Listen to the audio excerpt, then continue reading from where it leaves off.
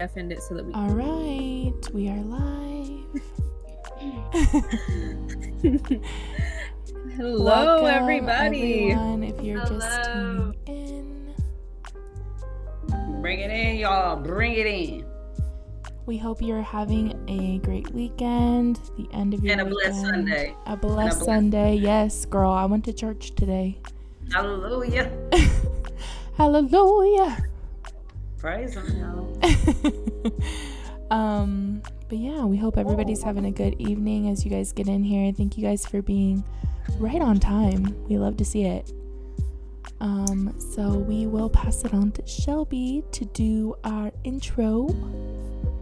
Hello, everybody. I got some cord issues going on. My feet are wrapped. Okay. Hello, everybody. We are starting out tonight. You guys voted. We will be talking about gender roles in particular to relationship dynamics tonight, and also about common misconceptions about us. We have one big update in that we have 52, actually I think 53 followers now. So all of your guys' tuning in and sharing and everything has really helped us. And we just can't even believe it. I don't think any of us thought that that would happen in just a few episodes. So we really want to thank you guys. Everybody who is here in chat. Oh, Kelsey. Oh my gosh. I'm so glad you are here. Oh, okay. Hi, Kelsey. For everybody who doesn't know, Hello. I'm just going to throw out a little story real quick. So I don't know if anybody is familiar with Stickam, but back in the day, Stickam was a Girl, thing. Yes. What? And Kelsey and I, she lives on the East Coast, and we became friends when we met one day in some really cute guys, like Stickam chat group or whatever. And oh no, she's getting emote things, but sorry. aw. Hang on, I'll fix that Our right settings. But we bonded over being bitches, really. And we would chase off all the other girls, and like it was just us, and we dominated this other dude's freaking Stickam chat. So that's how we became friends, and we've been friends online for like 10 years now. But in any case, so one thing for the people who are tuning in and listening right now, we would love if you guys gave some highs and lows for your week, just so we could see what you guys had going on for yourselves. But otherwise, I think we're going to go ahead and start off tonight with our common misconceptions about ourselves. And do we have any volunteers on who wants to go first? Not me. All right, Tesla, let's do it. The common misconception for me is people misconceive my being kind for me being passive or soft. And I can't stand it because I think everybody should be nice. Like, Absolutely. You know, like just because you're kind or you do acts of kindness, or even if it's just one thing you choose to do throughout the day. Like she said I could throw hands. Like they can be manipulative towards you, and I can't stand that. I don't like that. I feel it. And oh, go ahead, keep going. oh no, I was gonna say, who else has got any misconceptions about themselves? Yeah, so mine is kind of similar to yours, actually.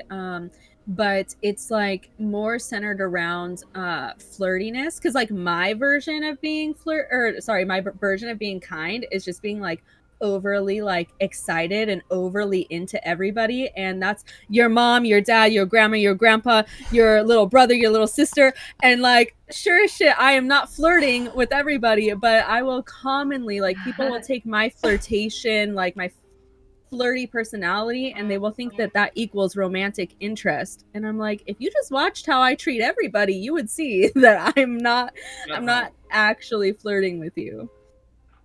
Yeah. My grandpa would have loved you. Hell yeah. Just bless your heart. You say, taking me back, child. Far back. Let's see. A common misconception. This one actually got me a little bit. You know what I'm saying? Because I cannot actually pinpoint which one I want to go with. But what it did was it allowed me to sit back earlier today, and I'm sitting there like, geez. Then I was like, well, what's a common misconception that you guys had or have about me that maybe will help my mind think about, you know what I'm saying? Because I was like, I don't know, because I'm pretty good at reading people. So a lot of times misconceptions, sometimes like I know that I don't, judge people off the base stereotype a lot of times. But I very believe in traits and certain things, you know what I mean? And then facts are facts. So I'm just sitting here like, dang, I don't know which one to go with. So I really wanted to ask Janelle, like, baby, can you give me a misconception about myself that maybe I misled you and now it's like, oh shit, like I don't know. I really don't. No. I mean, I feel like you're so genuine, and whether you're like in your funny mood or like serious alpha, I feel like maybe a misconception is like you can't be soft, or you can't be like you don't have like a sweet side. Look, my girl, she just sparked the brain. Okay. That's what I'm talking about. Thank you for waking me up, because I was very busy today. You know what I'm saying? So my mind has been a little bit of places. Thank you for that. But you know what? That's the main thing I would love to bring up. I'm very, very, approachable. I know that a lot of people in school, earlier in days were like, I don't know, Tia's a bitch, or maybe she's mean, or maybe she's scary, and which didn't make any sense, because can't nobody say that they've ever seen me bully somebody, fight somebody, you know what I'm saying, really be even aggressive to somebody. So that's definitely something, you know what I'm saying. I definitely am a very genuine, soft, caring person, but I'm very logical, and I keep, my emotions away from facts, I guess. So I feel like this kind of goes into our topic of gender roles tonight. I was gonna say that, like, yeah, because I feel like the kind of like assumption for women in general is that women are like sweet and demure and easygoing and like not gonna call you out on your bullshit. But Right. Tia will call anybody out. Tia doesn't give a fuck. Period. Like you could be a man, you could be like 6'7", like she doesn't care.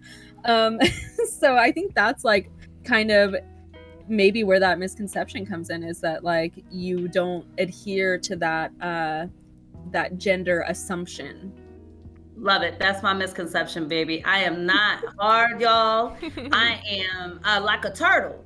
Hell yeah, everybody better have a show on the outside. You know what's funny is right here on my little arm, I got a birthmark like a turtle. I ain't gonna do y'all right now, but if you zoom in, it look like a turtle, and it means wise, and it means a lot of different things. But that hard shell, there's definitely an interior. You have to work past it a little bit.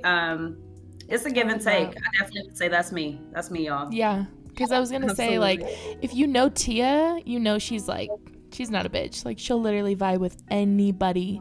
She'll sit there and talk to anybody. That's so true. Yeah. Yeah. I can relate to that as well. I mean, I think for my misconception, I'm pretty passionate about my beliefs, like anything that I'm saying. My dad likes to tell me that if I have an opinion, I will like take the door frame with me trying to get it across, because like I need to be heard, okay? Like I don't care what you're about to say, like I just need to finish what I'm saying type shit. But I would say like I'm a lot nicer than some people think. Like I think part of it is like my body type, my body size. Maybe I come off like a little bit more aggressive. I definitely am self-aware that sometimes when I speak and I get passionate about things, it can come off like more intense, or it's just certain things I'm passionate about, okay?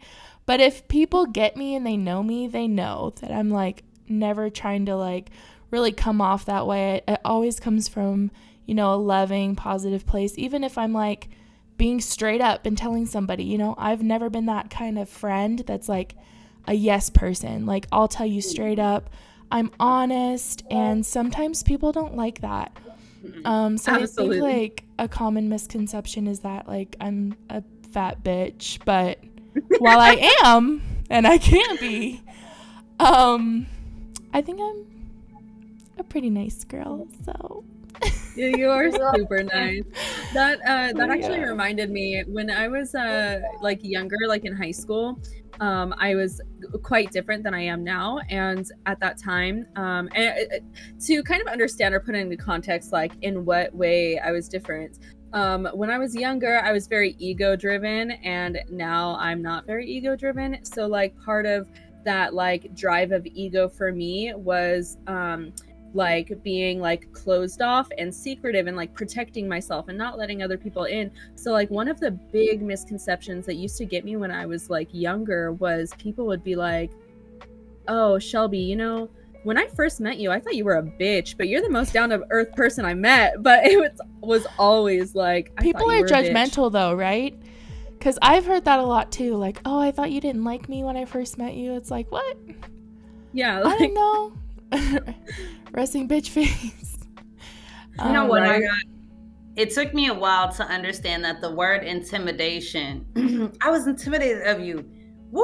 I used to feel offense. Like, what? I didn't bully you. I didn't, swell up on Right. you. I didn't press you about nothing. I barely even looked your way. Well, you was watching me from afar, and your intimidation it started from the hearing the knowledge that was spewing out of a person's mouth that may have surprised you, hearing that force and that confidence behind what a person is speaking, what I'm standing on, you know what I'm saying? And not even realizing that, at any point in time, that strong opinion is going to back anybody else's opinion that feels that they're not loud enough. And so at the end of the day, people didn't understand that I could have been such a great friend and stand by certain situations. You know what I mean? Well, like now I speak to people who in high school who ended up being bullied and different things. They're like, "Oh my God, T, I didn't know you were so nice," and da da da. And I'm like, "Who Right. bullied So you?" And when they chill. tell me the shit, I'm almost reluctant to like hit that person. Like, I know you lying. You was in high school really doing this and that.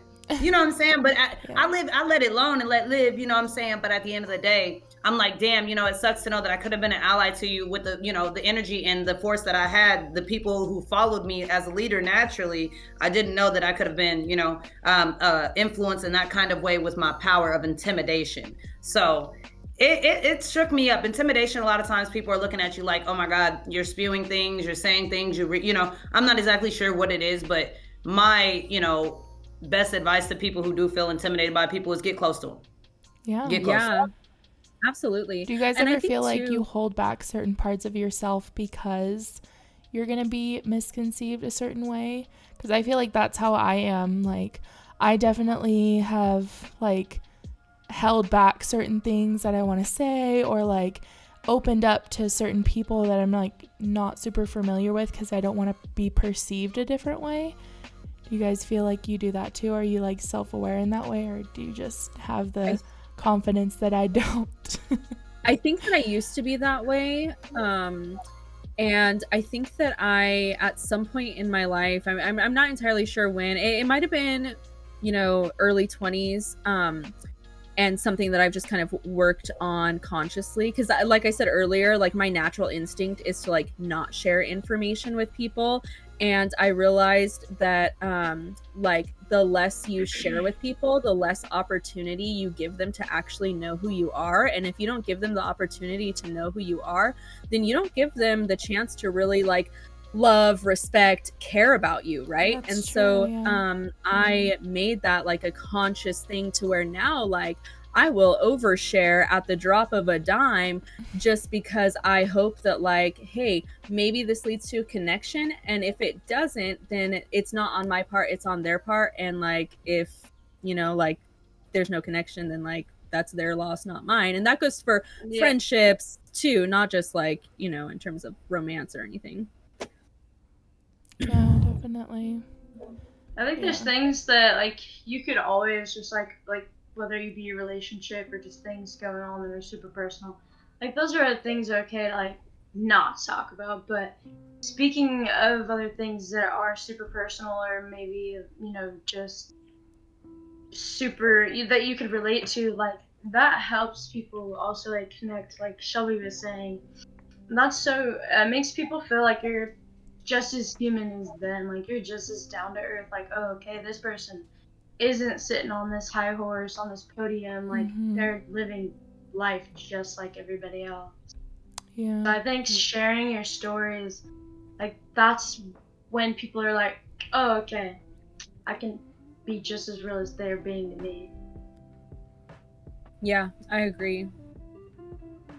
I think I just have a hard time opening up, period. Like that first episode when I was talking about like my parents' divorce and everything and like the financial insecurity, I was like, after that episode, I was like, whoa. Like That's I've super never personal. like, yeah. And it was like, how did I feel? I mean, you guys are so easy to talk to. I feel like it was not as difficult for me to like open up like that, but I was like, whoa, I never do that. You know? That's good. How did it feel? Oh, I don't know. I was like, that was a little too deep for me, mamas. Still processing. I was like, that was a little too deep. They don't need to know all that. No, I'm just playing, but I mean, it felt good. I mean, you get that shit off your chest. You're like, yeah, I have been through a lot, you know? So a funny thing. Yeah, and somebody out there probably heard it. It was like, hey, I've gone through the same things Janelle went through. Yeah, hopefully. That's my girl. I'm gonna watch her every Sunday, Wednesday. Lie. She said lie. I'm weak. No, but see, check it. Cause so like for me, I think that a lot of times, being like such an empath but outgoing empath, like I feel like I literally got cursed with like a mixture of every kind of personality trait. Because some days I can be so reclusive and like I just don't have the energy for people. But a lot of times, what I've noticed is that there isn't very many people who actually knew about me, right? They knew of me. And what I meant by that was like, they just knew of me. They knew, you know what I mean? The certain things, you know what I mean? To the point where they formed their own idea of me and they have formed their own conceptions of what may be, how I look, how I act, how I walk, whatever it may be. I have no idea. But the biggest thing about it is I've made to the things of like, kind of like the 50 laws of power, right? And I didn't mean to do it, but I noticed that when I read the book, my mind unfortunately downloaded information sometimes and I just be like using the shit just unknowingly. So I noticed that when I meet people, a lot of times they are really more, I'm less reluctant. I'm like, I don't want to tell too much about myself, and I don't even do it noticingly. You know what I mean? To the point where when people ask me certain questions, it takes me back. Like, oh shit, I'm usually the one that's asserting the questions and asking about people that I'm like, hold up. What do you like? Who really are you? You feel what I'm saying? That over the last few years has definitely helped me, navigate through certain things. But still in all, I realized why, I was in such a listener stance and that it actually benefited me being, a teller. You know what I'm saying? Be able to keep people wrapped in the energy, know when you're losing the crowd, know when certain different things is. But when you listen to people, a lot of times is they're not really willing to break that social norm. But then I realized that there's a couple different questions that you ask. And unfortunately, I've had strangers tell me about divorces, financial, certain different things that I didn't even think I wanted to hear. That now I'm like that person that people feel like they know me because like, yeah, I know Tia. And it's like, yeah, you may know me, but what do you know me for, right? I don't know. I love talking to her. You love talking to me. You know what I'm saying? But what have I actually talked about, outwardly? And that's another reason why I started the podcast and I started joining platforms and shit like this so that people can understand there's so much more that I have information. I don't want to just talk about me. Like, you know what I'm saying? Because if I'm going to talk about me, I'm going to talk about what I learned so then I can teach you something. I really don't even know how to talk too much about myself. But what I was basically saying is that, like, watch when people speak. It's okay sometimes to break that social norm. I went to my coffee shop the other day and the lady asked me, hey, how are you? And I was so quick to be like, fine. Then I sat back in my car and I was like, damn, she probably thinks I'm a bitch. I don't really want to talk. Dutch bros be doing too much. You know what I'm saying? Right. It really was a day where I had shit on my mind. I'm like looking, doing things while I'm driving and just, you know what I mean? She's like, oh yeah, what are you doing today? And I'm just sitting there like, oh, I'm fine. And then I sat there and I was like, oh shit. Should have gone to Starbucks. I wonder if that was rude to her. So then she opens up the window again and I'm like, my bad. Listen, I'm good today. Well, I'm actually all right. I didn't really know if you wanted to break that social norm. And then I had to ask her, like, how many people actually break that social norm when you're at the window? And she was telling me, if you ask a person a lot of times, hey, how are you? There's some people who used to just be like, fine. More and more frequently nowadays, as stressors are going up and shit like that, people will almost start breaking down, crying on you. And not everybody, but if you have an empath spirit like me where people just feel reluctant to draw to you about weird shit, I've had people tell me like just crazy shit where it's like, oh, I've been cheated on today. And I'm sitting there 15 minutes in the parking lot like, and my son's like, Mom, can we go? And this lady's sitting there and I'm like, I'm gonna pray for you. It's okay. And she's like, oh my God, I don't know who you are. God sent you. But I also feel like what you're saying about like what people perceive of you And okay, what do you know me for? You know, you like talking to me, but to be a conversationalist and to be somebody that people can open up to you like that is actually a gift, because not everyone is like that.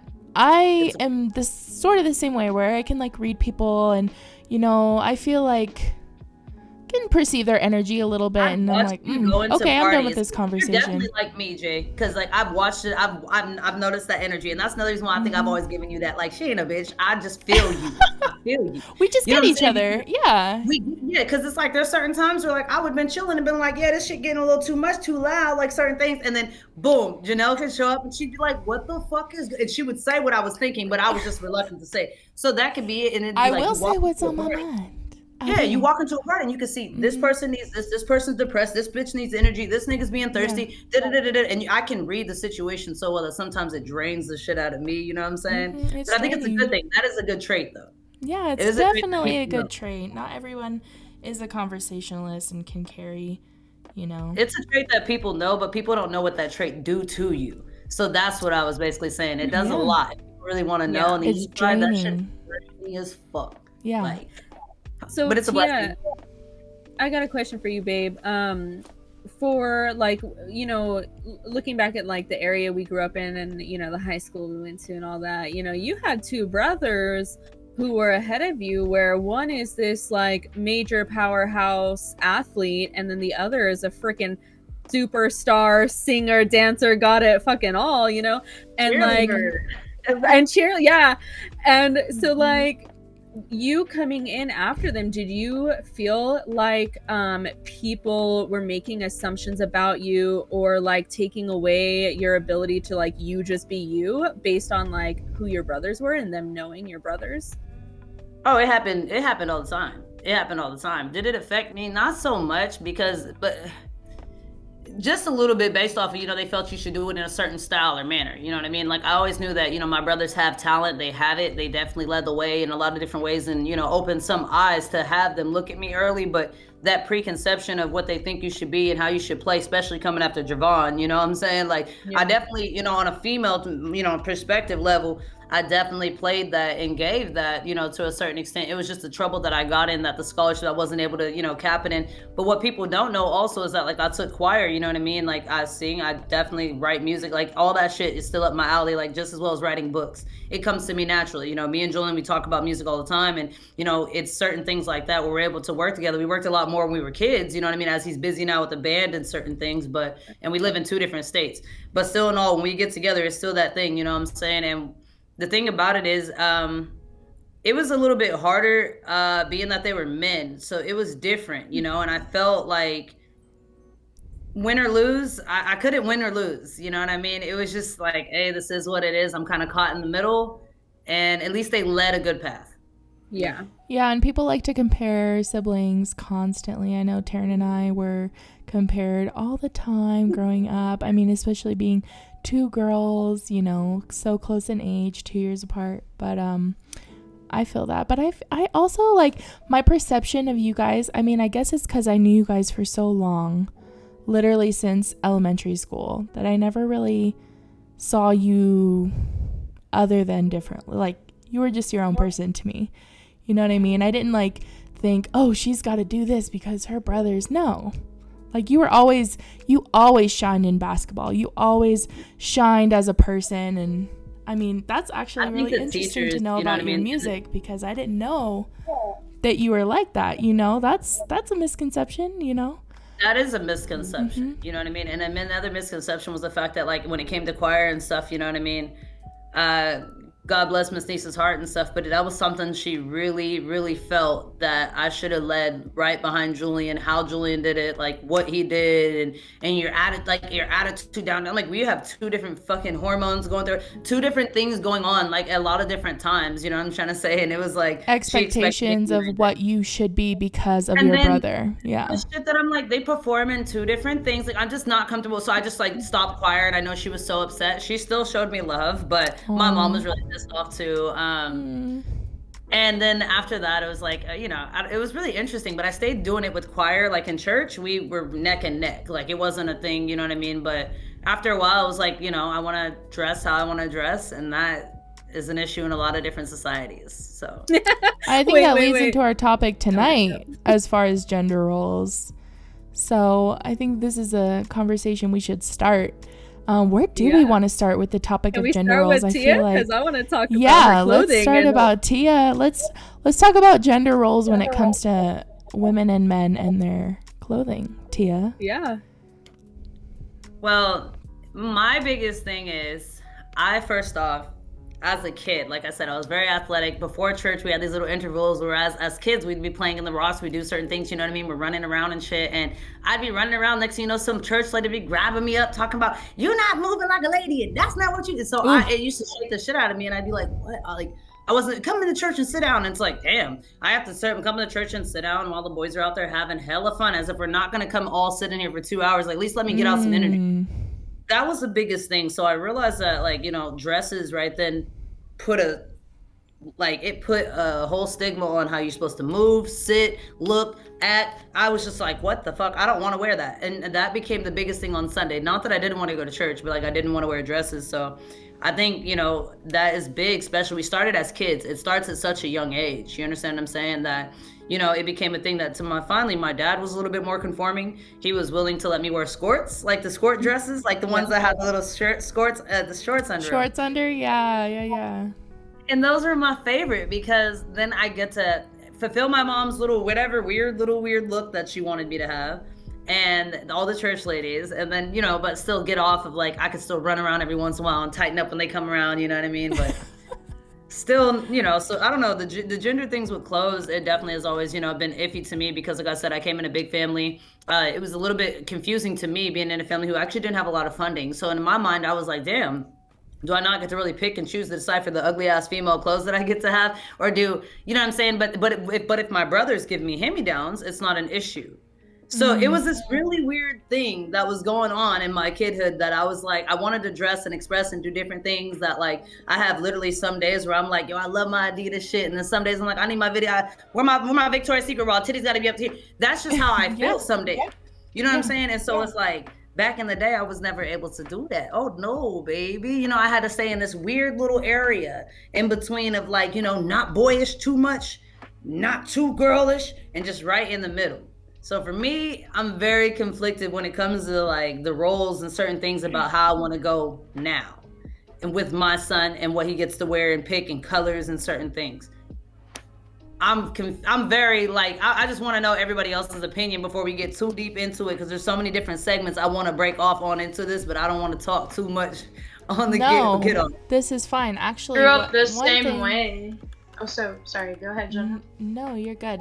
I was gonna say, was it Russell Westbrook that wore? So I think it was last week. Who's the basketball player, guys? Help me. Yeah, Russell Westbrook. Yeah, there we go. Okay. Go ahead, at the Met Gala? Is that where you're Okay, so I'm gonna pull it up here. I'm like, I will not watch the NBA. I get annoyed by the NBA. I don't want to put it up too big. Well, anyway, the rapper Russell Westbrook. Cudi, he wore a skirt too. Yeah, he's not the first one to do it, but he was getting a lot of flack online for wearing, like, a skirt this week. He's an NBA basketball player. Kind of ties into gender roles and, like, what men and women are expected to wear, especially him being, like, an NBA basketball player.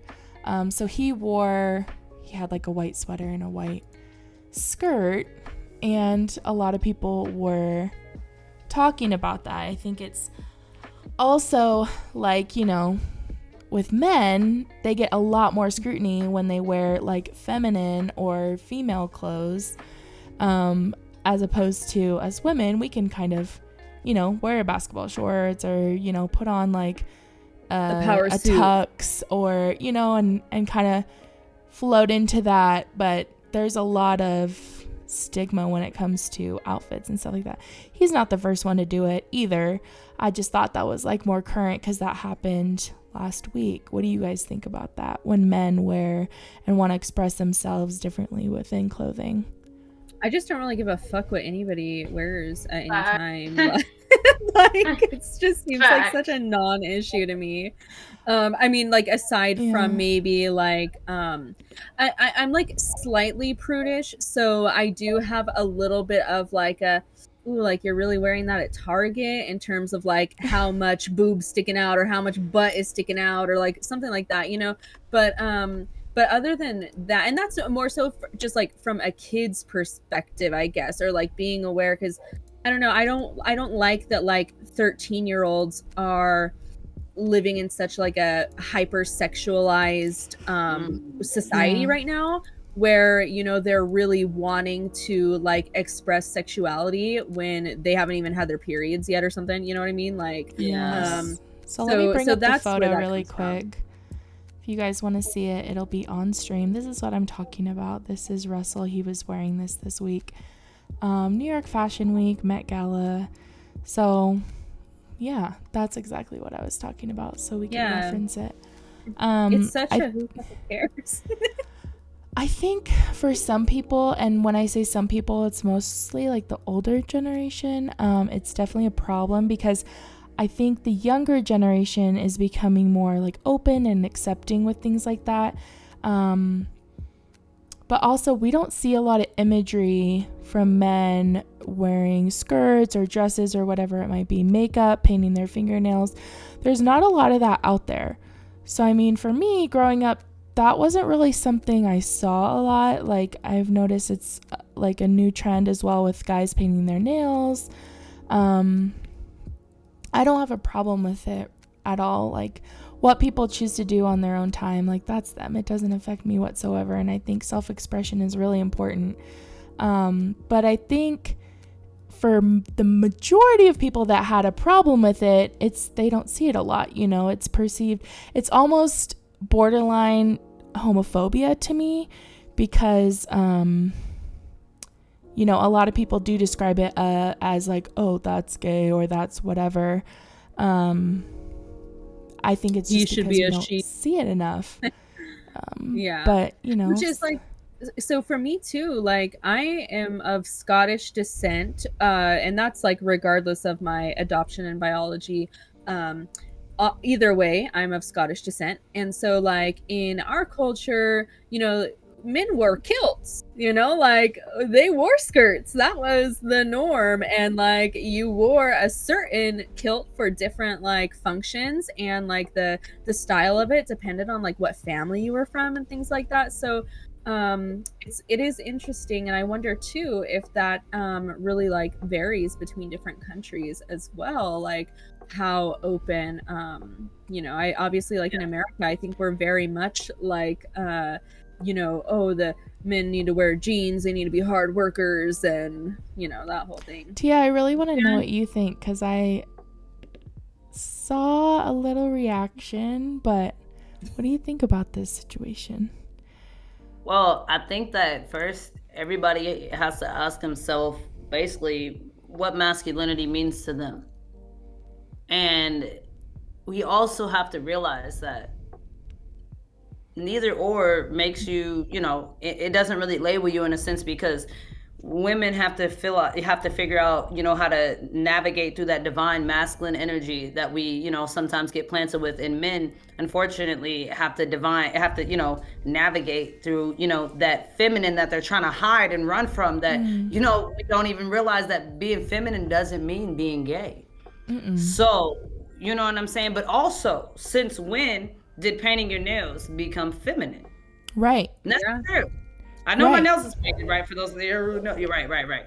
My nails are painted, right? Okay, but let's be honest, I didn't, you know what I mean? Because, you know, and I just the whole dominant and alpha male thing, it doesn't exist in the human race. Let's get this straight. You know, a scientist got that alpha male trait term shit from a fucking pack of wolves, in which we are not, and our men could never portray a pack of wolves.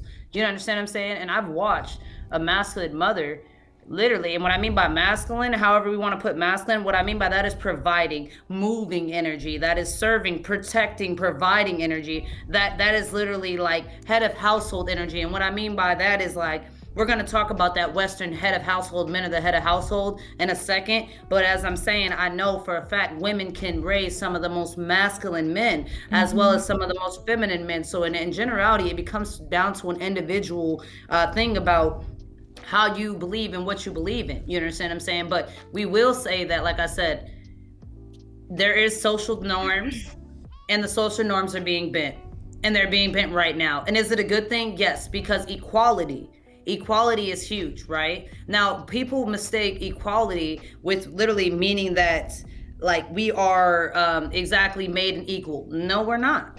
We're not made and equal, but equality means equal respect, equal and equal. I'm going to give you equal love. You understand what I'm saying? I'm going to give you equal understanding. Equal pay. You know, equal pay, equal recognition, equal emotional labor strength. We're going to give it to you like that. You know what I'm saying? So I feel like when it comes to me, it's so broad that this thing for me, I mean, what is that? The word equalitarism or Girl, I don't know. girl, there's a word right now for everybody. It's basically saying like, how do you want to run your Somebody household? help us out. Are you equalitarian or my words are going to do this today. Equalitarian. Thank you. Egalitarian. Egalitarian. Are you egalitarian? Egalitarian. Meaning that you believe in there's equal traits and gender roles in your household and how you raise your family, or are you just going to be the regular conservative? I believe the man wears the pants and this and that and that. Now, when we come down to believing that, if you do believe, for those watching that, and I don't have a problem with anybody who believes this, because for me, you know, I haven't been able to walk in this to firmly believe it.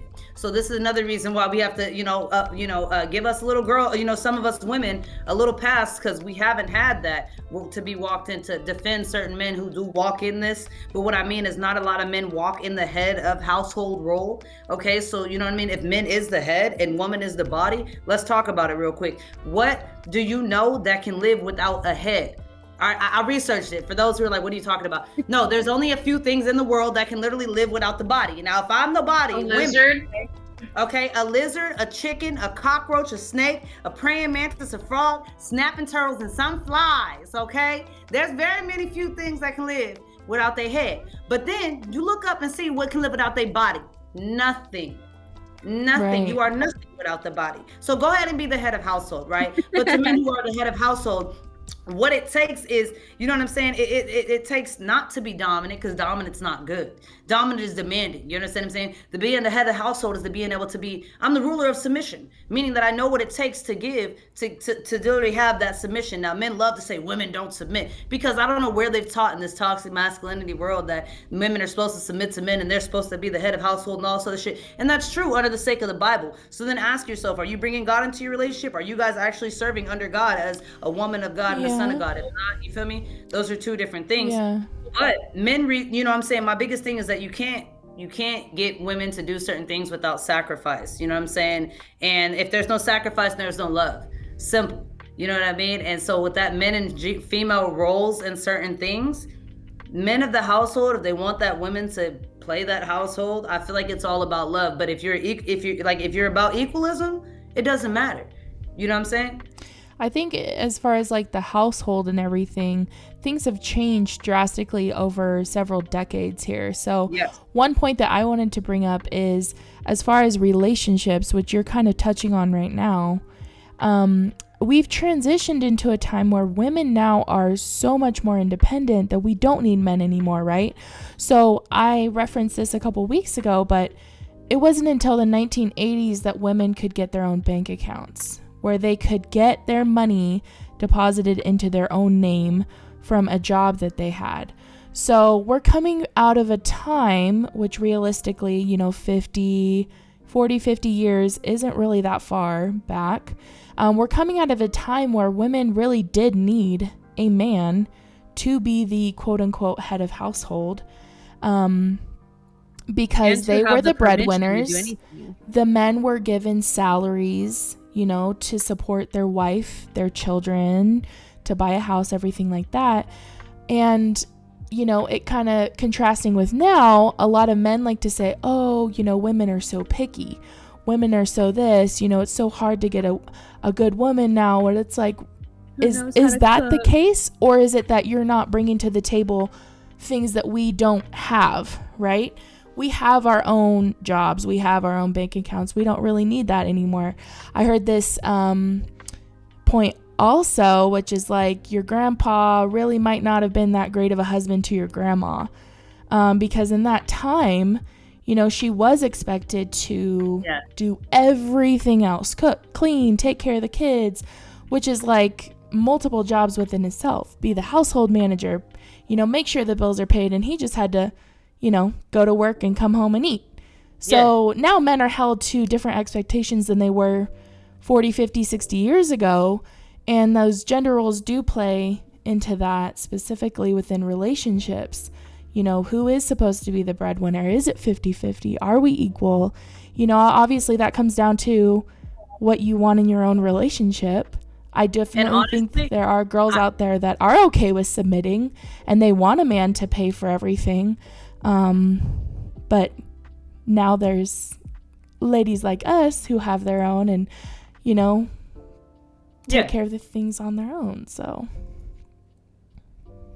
yeah, and honestly, like I said, I think it's nearly impossible for one person to work full time, you know, manage childcare responsibilities, health, a healthy marriage, you know. But studies definitely have found that husbands with traditional roles, their attitude, they come home with like less time and energy to their family. You know what I mean? They just they create these expectations against their role, you know, their wives against the family role, which increases the wife's burden of the family role in general. So what really messed up was the emotional labor that was laid onto the woman. You know what I'm trying to say? And that's what I mean by emotional labor for those is literally, you know, it's basically, the labor is a term that it's the burden of having to control your emotions to just sit there and benefit somebody else. Okay, and this is literally what, you know, women have been dealing with for a long time. Emotional labor is remembering all the things that have to get done, small stuff, you know, the things that people don't notice, things that you'll never be thankful. Being a household manager. Builds so much resentment. It built, yes, and I think that's literally what it came for. It wasn't that women naturally could never submit or anything like that. But if you think about the emotional labor and the certain things that have already come in with cleaning the house, you know what I'm saying? Taking care of kids, cooking, cleaning, taking care of him, building him up, and then not even realizing that the man hasn't taken care of himself emotionally, naturally. So the older he's getting, he's pushing people away. You're now becoming his one and his only, his best friend, his companion, his social worker, his you know what I'm trying to say? And it doesn't make sense that a lot of men are not understanding that their wives are literally taking on too much energy because she takes care of the children. She might have just, you know what I'm saying? There's so many different things that have been pushed on that I think now we're pulling away from. And unfortunately, in the midst of pulling away from that, a lot of men didn't have men. We're in a generation of a lot of homes who didn't have men. So there is this emotional, you know, kind of, I give them a little bit of emotional cushion that I do have for them a little bit, to the fact of like, damn, we have surpassed you guys as a sex, and it is evident now.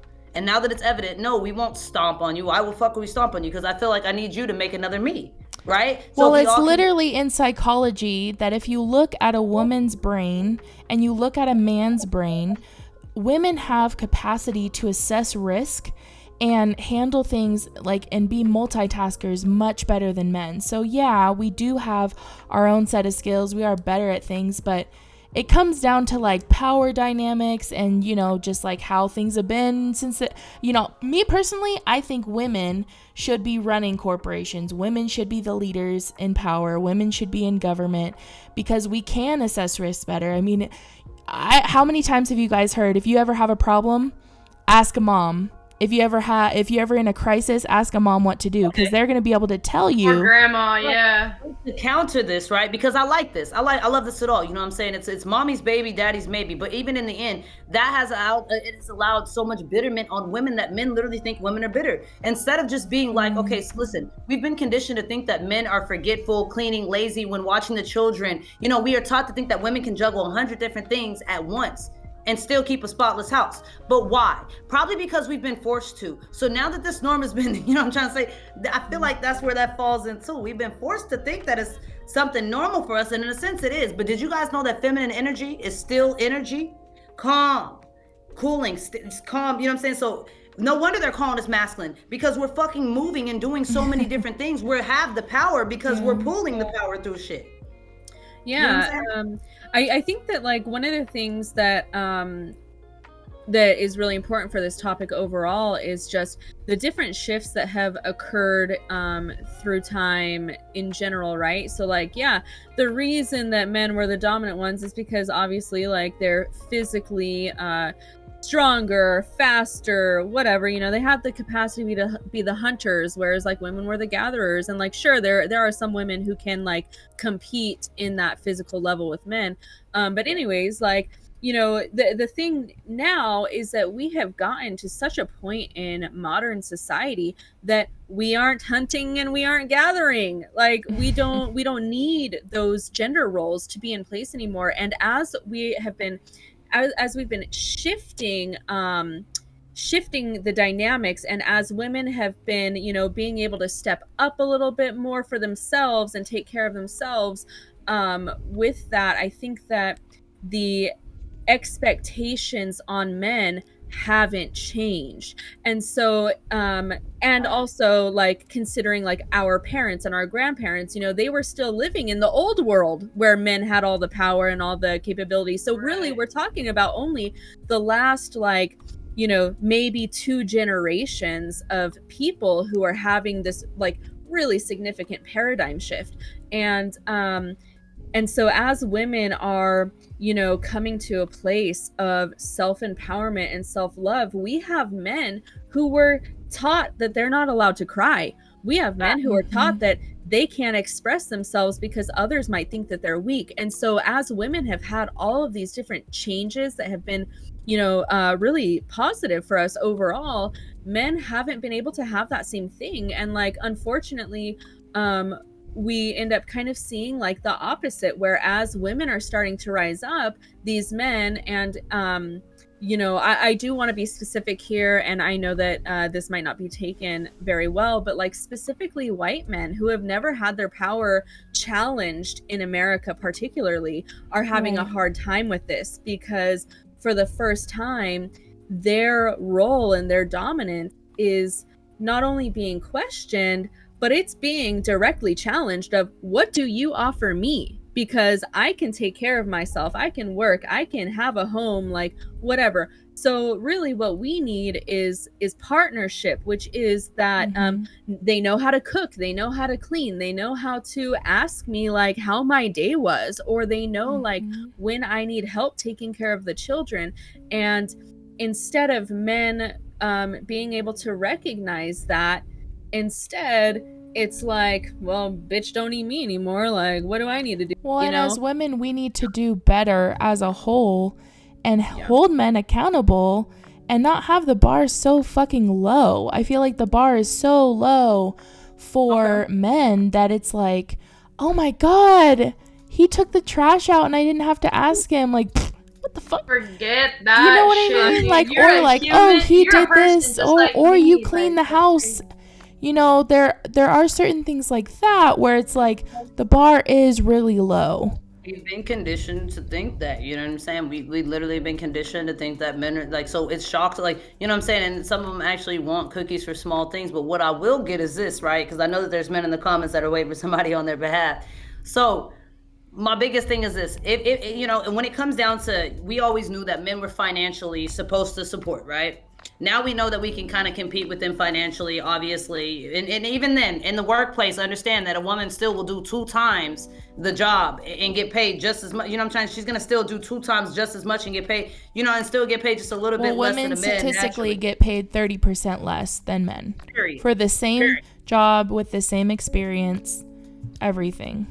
Right. But the thing is too, you know, I look at, because this is something I've looked at as growing up, you know what I mean? That's something that as a female that bugs me about other females I've been listening to, you know what I mean? Because in my situation, you know, I'm sure that there's people that have looked at me like, damn, you probably could have chosen, you know, a baller, however they want to look at it, right? In a sense, because we look at a financial provider as like, we got the token, like in a sense like that, you know what I'm saying? So why do we hold it's a competition thing with women, so amongst other women, to let them know my man take care of me, I'm put up, my feet are put. This comes from an old, you know, in old times, but in still in all, it still lingers over today. You understand what I'm saying? Where we still have to, you either have those women who are definitely like looking at it like, well, I got a financial token. You're stupid for having to go 50-50. I would never, wooty wooty whoop. You know what I'm saying? Not understanding that a lot of times when they're doing that, they're not receiving love. They're not receiving certain different things. You know what I mean? And I think that right now,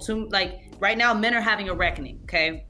Men are having a reckoning right now, and just with their past wrongs and just certain different things. And I just think that we've seen so much transitioning that there is more growth obviously in the female department than in the male department. But if we need to hold them accountable, but be very clear of what's being held accountable. And in honesty, if we don't need financial this and that, then we need to stop hollering that we need a baller, we need this, But is that expecting the bare minimum from men to put that burden on us to hold them accountable, and not expect them to be like, would be emotional.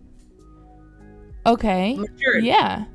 Yeah. See, because emotional maturity, right? Right. Totally. Because for me, it's like, I've definitely seen women with that mindset where it's like, oh, he does this, and it's like, okay, but how does he treat you?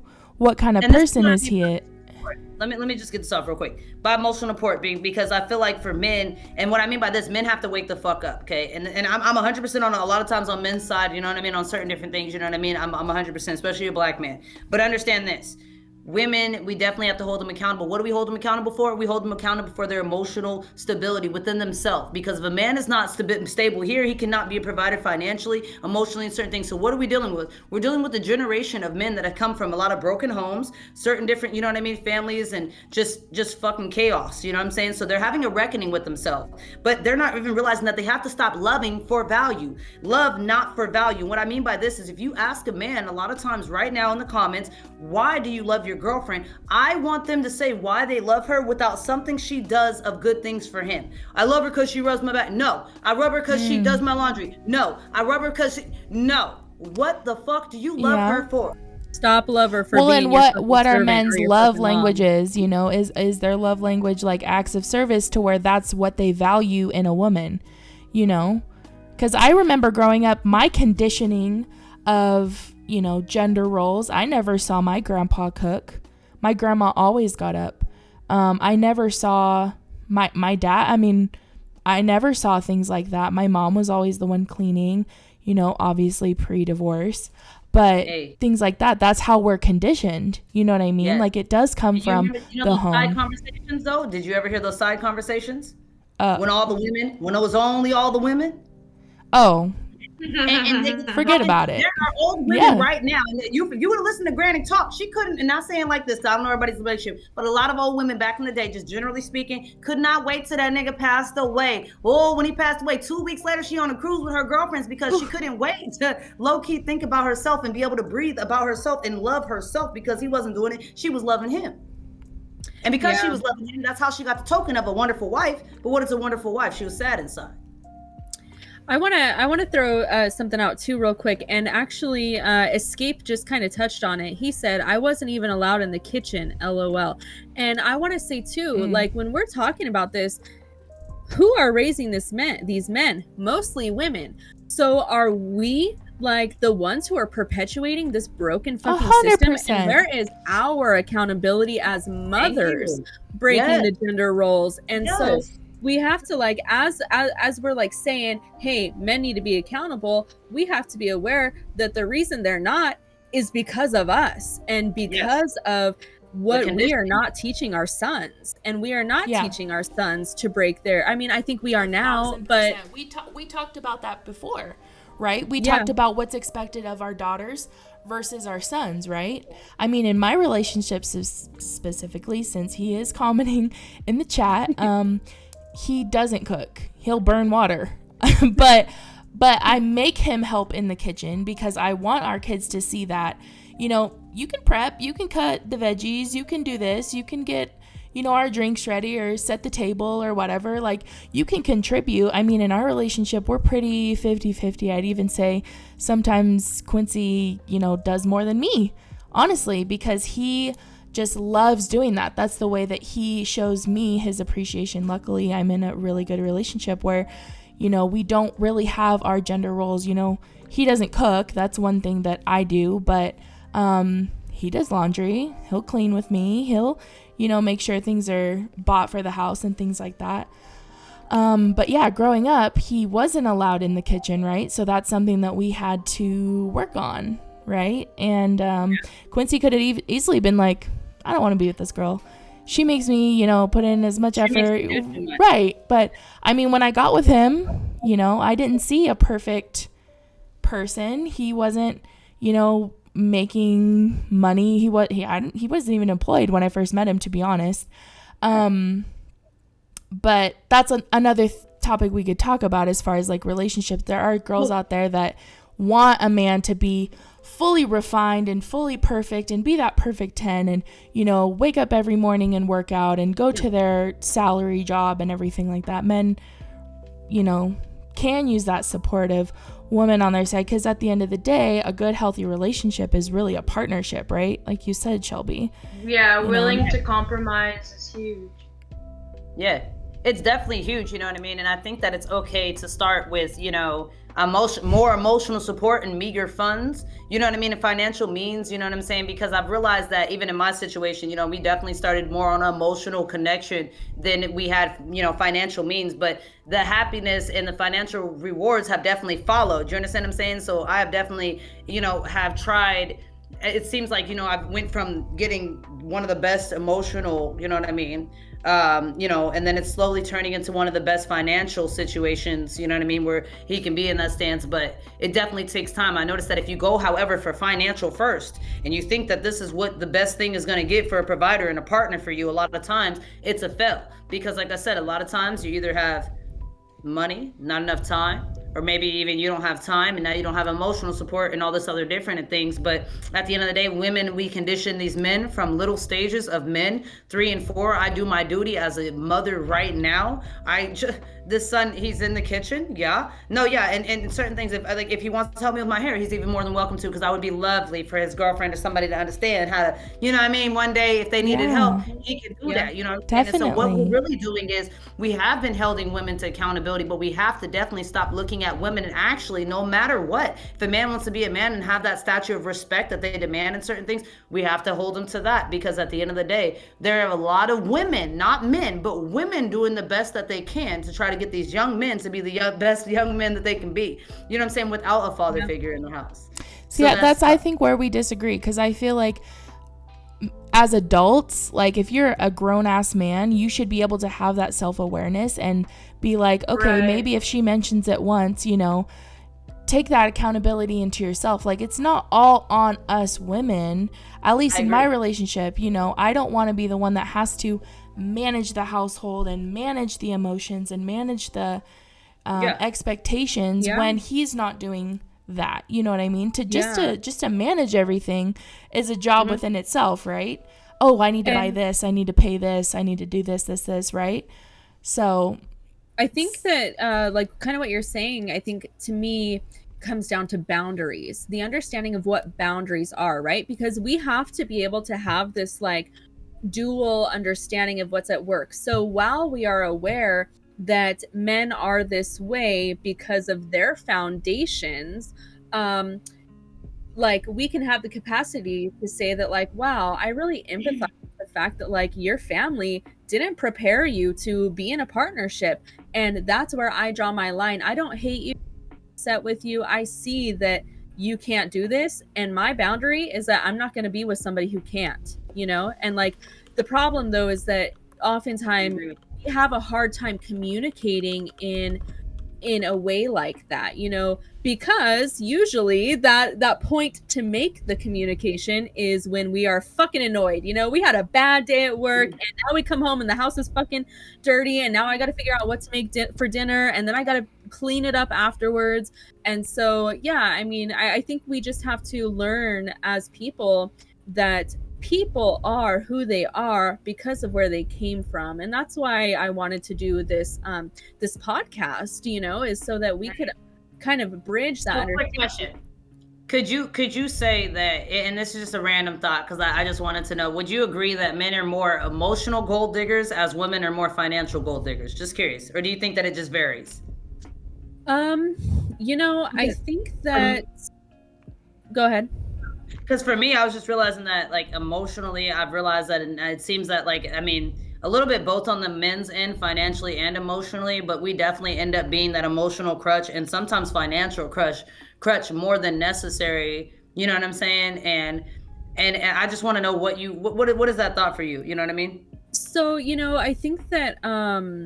I think that part of the issue is right is that men are taught that they are not allowed to have emotions, oh, if they hug their friends, then they're gay. And so what ends up happening is that they are taught that only a romantic partner, a wife, like whatever, is the only person that they can put that um emotional expression with. That's the only person who it's safe for them to have that like relationship with. And because of that, that touches on like what you were saying earlier, Tia, where it's like, okay, now we're not only are we their partner, but we're their therapist and we are their like counselor Minus the and like $200 hour fee, minus the fee. They're not paying us for that. yeah, 100%, yeah. So I think that, they're very much just taught that they're not allowed to share emotion with anybody, and I think that's a huge Yeah. disservice in our society, and I don't think it's something that, I don't think that it's men consciously being emotional gold diggers. I think it's just that they've been so put into a box by gender roles, and even like Hmm. even the gender roles they put on themselves, They um, on themselves, that yes. they put on Yeah, themselves, because yeah. getting Quincy to open up like in the beginning stages of our relationship was really hard. It's like, oh, that happened? You didn't even tell me about that. I mean, that even happens Yeah. now. I'm like, oh, when did that happen? You know what I mean? Like, he doesn't really, I mean, that might just be like a case by case basis, but I think that emotional side comes from the conditioning of like homophobia and things like that. Not saying that that's what comes from his family, but in that role of being a man, it's like crying, sharing your emotions, sharing certain things, opening up is seen as more feminine, quote unquote Yeah. feminine. When really we're all humans, and probably men Exactly. do want to cry almost as much as we do, and they just like are taught to ignore their emotions. They're taught to brush everything off. They are taught to almost be sociopathic in a sense, like Yeah. anything that is not anger is not okay. So Tesla, I want to ask you Yeah. what are the gender roles like in your relationship? Like, are you guys pretty 50-50, or do you feel like there are roles within your guys' existence? Because I know you've been with your partner for, you said 6 or 7 years, and you guys live together. About So there 6.5. must be some, yeah. What's that I like think for he you? he definitely grew up in a more traditional household. I grew up in a household where I did see my dad cook and clean. I saw my mom working on the car. They would do it together. They would be dancing in the kitchen, cooking together. It That's was dope. a family. Yeah, it was a family affair. It wasn't any ever pressure to dress a certain way. If I had an older brother that I was really close to growing up, so like Tia, dude, your handy downs are the coolest thing to me. I want to be just like my, might as well dress like him. That's kind of what it was for me. And I never felt any pressure to not dress like that. Of course, my mom was like, oh, let me do your hair cute at least, So there Right. was definitely like normality, like the normal social roles put onto me, but it was never any sort of pressure to act or dress or be a certain way.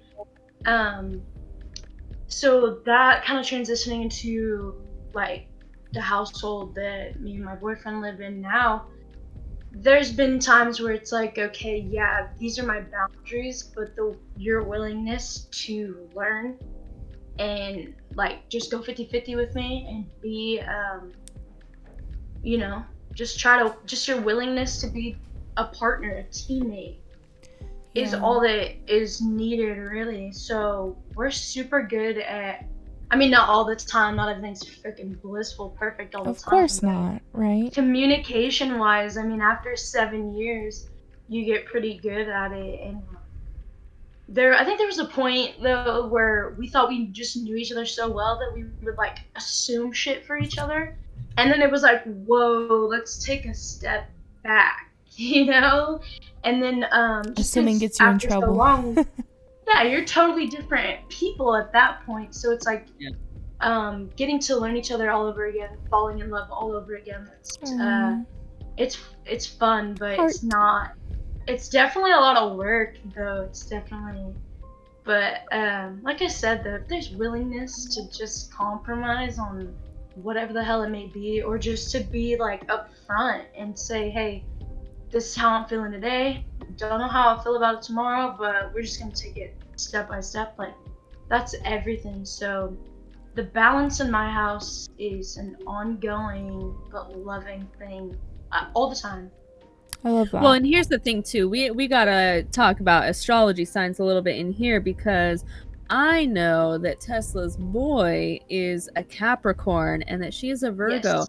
And so when it comes to like household life, typically speaking, it's not always the case, you know, it depends on like environment and things like that too, but typically speaking, earth signs like to keep things neat and pristine, and so that's some place where they have some innate kind of compatibility between them, where they both value. Your mic cut out. You muted yourself. Wow, I've been muted this entire time. No, Damn. we heard you. It just cut out. Oh, you heard me? Oh, okay. Oh, it was a kitty. That's what it was. Okay. It was up until I think you. So in any case, yeah, they both like as individuals like to keep things nice and neat, and when you have two people that like are willing to do that for themselves, it makes it like that much easier to like do that for the partner as well. And one thing that like I notice with like them two specifically, and I think also again like just knowledge that he's a Capricorn, is that Capricorns are often like seen as almost like men, particularly, not necessarily women, but are typically seen as like, you know, the old men grumpy assholes, but then really they're like the biggest little love buttons. Like they're super sweet and considerate and like things like that. So I just want to talk about that for a second. I like that. Yeah, my older brother that I'm really close to growing up, I'm still really close to him. He's also a Capricorn, so I've been surrounded by Capricorns my whole life. There it is. There it is, exactly. Tia, what are you and what is your Libras? They're Libras all around. Oh yeah, that's right. A house of air. House of air. Well, a house of balance. And I'm that chick that's in the middle with these two men trying to hold and balance my son and his father, because that's E and E and I'm T. I'm literally T in the middle with E and E on each side.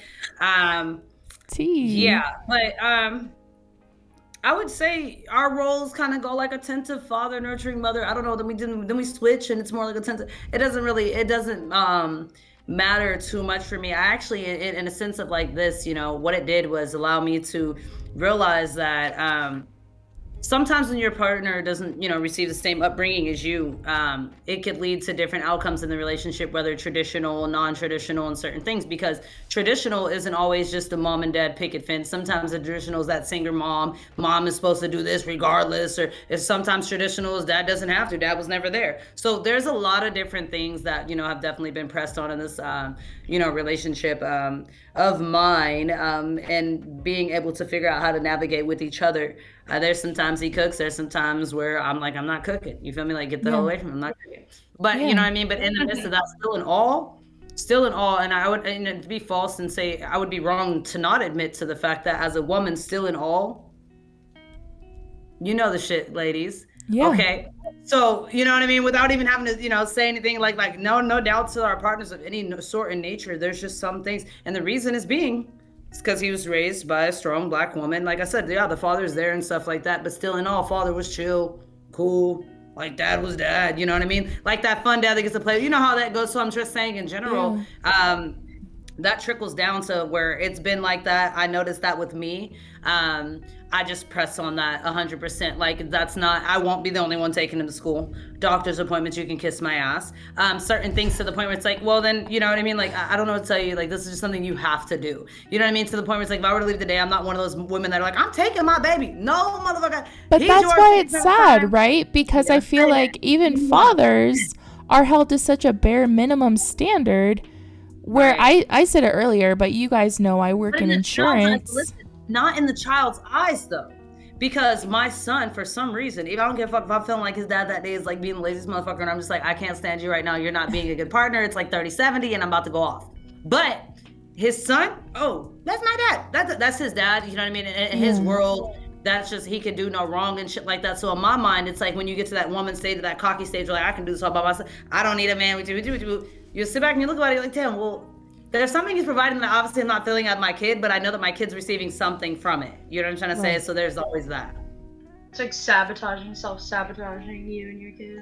Yeah, because you got to realize that a lot of times your partner was only giving you that emotional labor because he didn't get enough. You understand what I'm saying? So that he's pushing it onto the partner he loves, thinking that this is the love. Like, this is what I, you know, this is all I know, is that the person I love is supposed to, you know, take on that. And then you've got to realize that a lot of these men, they're not realizing, you know what I mean, how to even be, a lot of times, you know, the men aren't even showing them. We're learning from TV and certain things. So they're a lot of times learning from their friends, their homies, a book, they're learning, you know what I mean, from their buddies, and they're raising themselves sometimes, you know what I'm saying? So if we actually have more men step up about the idea of what it is to be, what masculinity means to them, and not the demanding, forceful, you know what I mean, pushing only one way, you know, sided. To be masculine is to low-key, it is to have those feelings, let somebody call you a pussy, low-key, because it is that feeling of like, oh, that nigga's being gay. Like, you'll be surprised when people call you gay, when they call you pussy, when they call you certain things, that is actually a strong force of some sense of like, I can take this, I can handle this.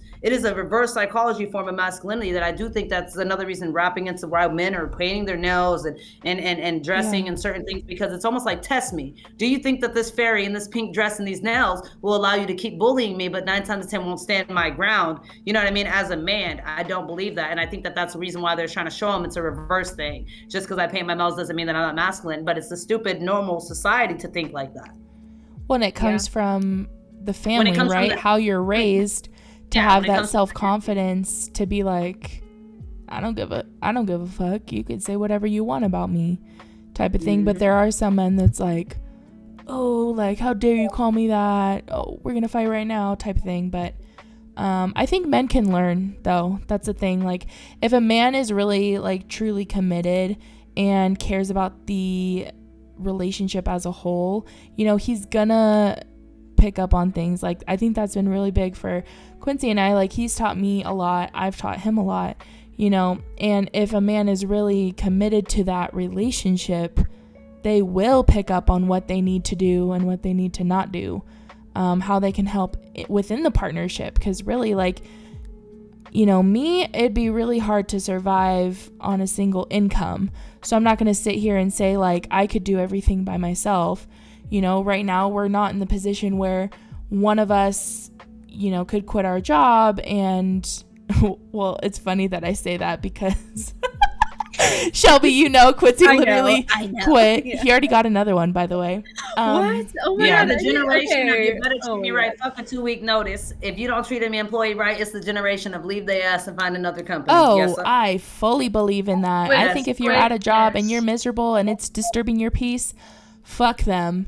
Literally, if they're not willing to compromise with you, like in a relationship, right? If you're not willing to compromise, if you don't have that, you know, need to please me or to help me out, it's really a partnership, right? Because we do need 2 incomes, you know. I mean, it's expensive out here. But yeah, I think there's a lot of men that, you know, we got to give them some credit, because, you know, there's a lot of men that are amazing, and there is a lot of pressure. I just, my thing is like, I do come from a place of like wanting to be equal. You know, if something's dirty, like, you see it, you have eyes, you can do it. You know, you're not incapable of doing that. But not just diminishing women to like cooking and fucking cleaning. That's what I keep referencing, but I got a question. Let's we're gonna narrow this down real quick. Here we go, Janelle. Okay, boom. oh shit, Quincy here come we out go. on cue. Hey, make Janelle go ahead and get on her knee and propose. And you're gonna propose to this man. How do you feel about that inside your spirit? Don't filter it. Give it to me. Well, I would never get down on one knee. Why?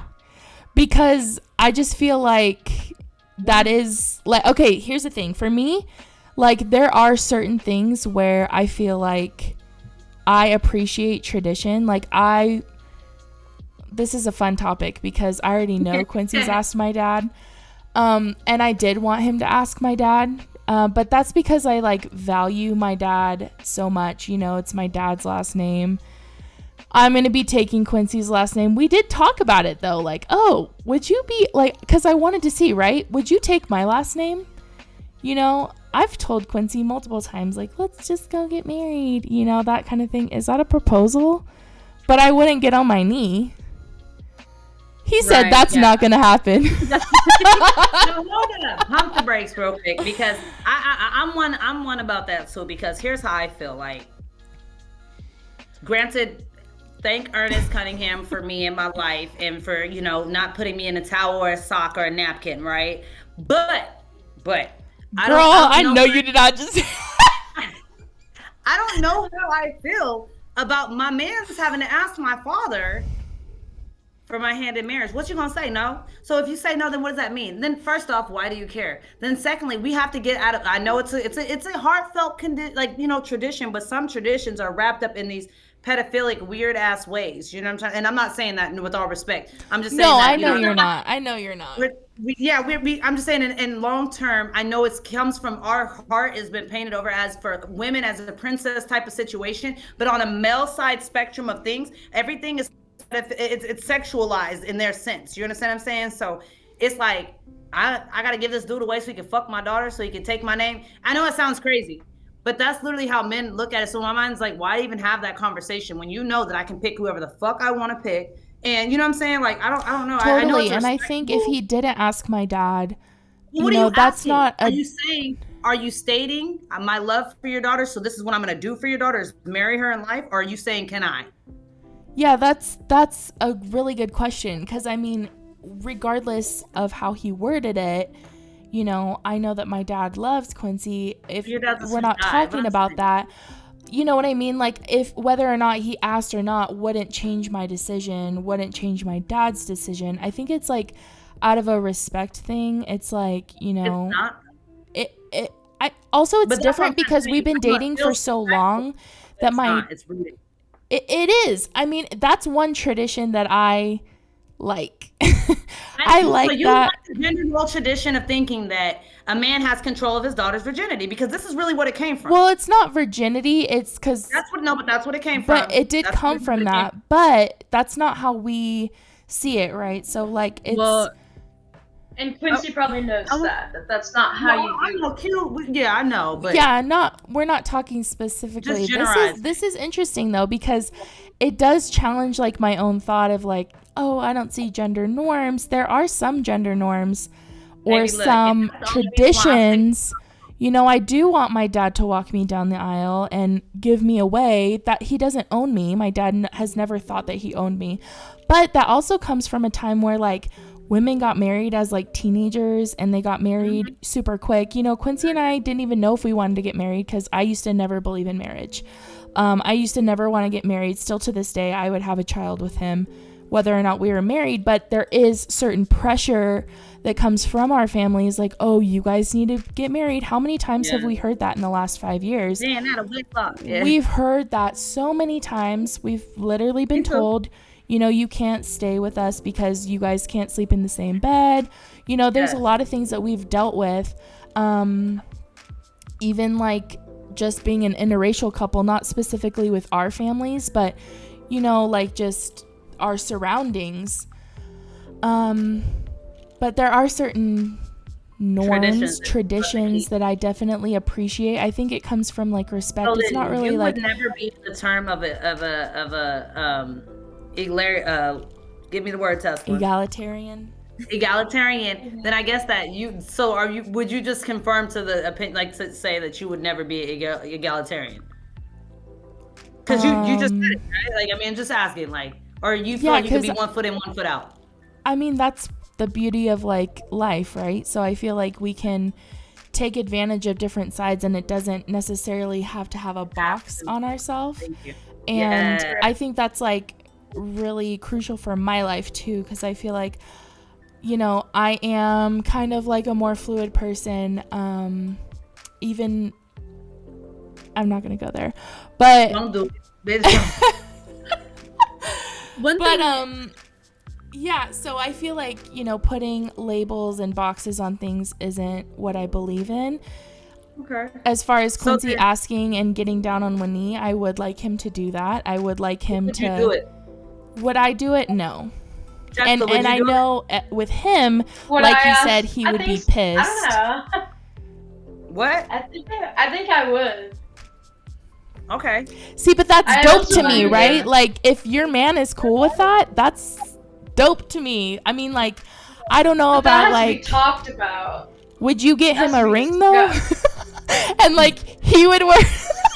Like we're laughing, but that's like judgment, right, on the gender norm. Yeah, right. But it is like, it's not negative, right? We're laughing because it's funny to think. Comes from a place of uncomfortability of breaking a social norm. Yeah. When we see somebody walking down the street with fucking, you know, like some clothes on, like that are just dressed outright, you're gonna laugh. I'm like, what is it? So it's natural to laugh. Totally. You know what I'm saying? And laugh your uncomfortabilities away. No. And that's why I wanted to get to ask these questions, because I'm that's just something inside of me I cannot do, and I personally take offense to any female who does it, period.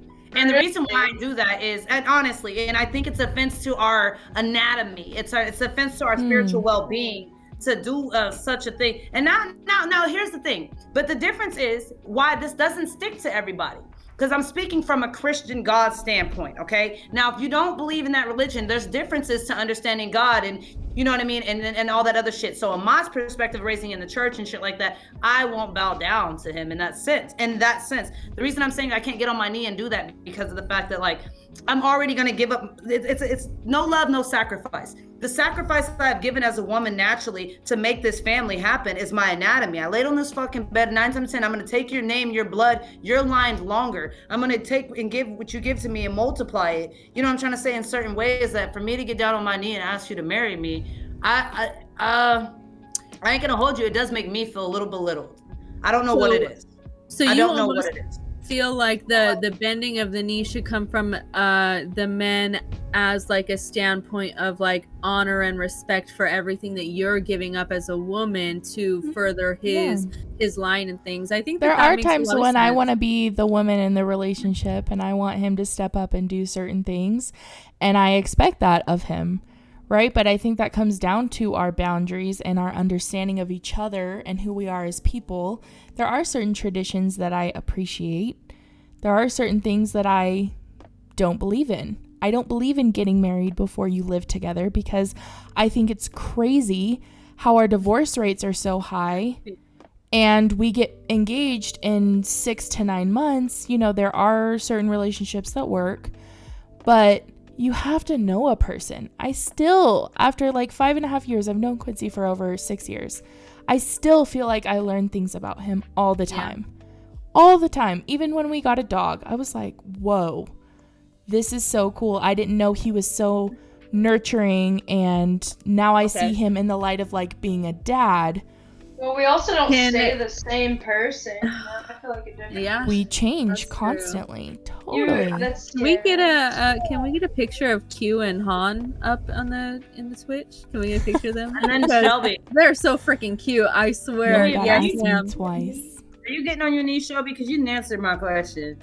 Oh, you know, I think for me that's a no, and like for me, well, let me first like say that my views on marriage are just like kind of questionable in general. Like, I'm not sure to what extent I believe in marriage, you know. Great. So that's a starting point. Second, like, I'm not going to get on my knee probably, just because I am such a submissive person anyways.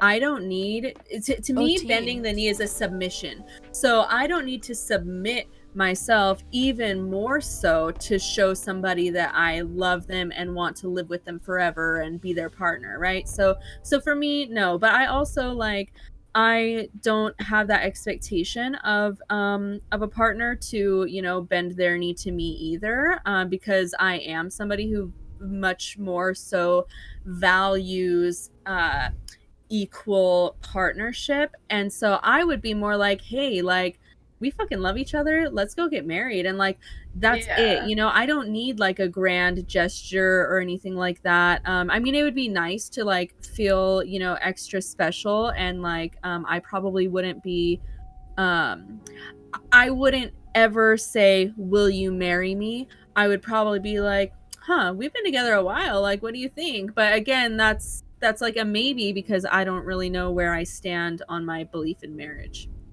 You know, I agree with that heavily. And then, you know, part of this toxic system that men, obviously, they built this system for us. You understand? So I just want to throw it out there. They built this system for us.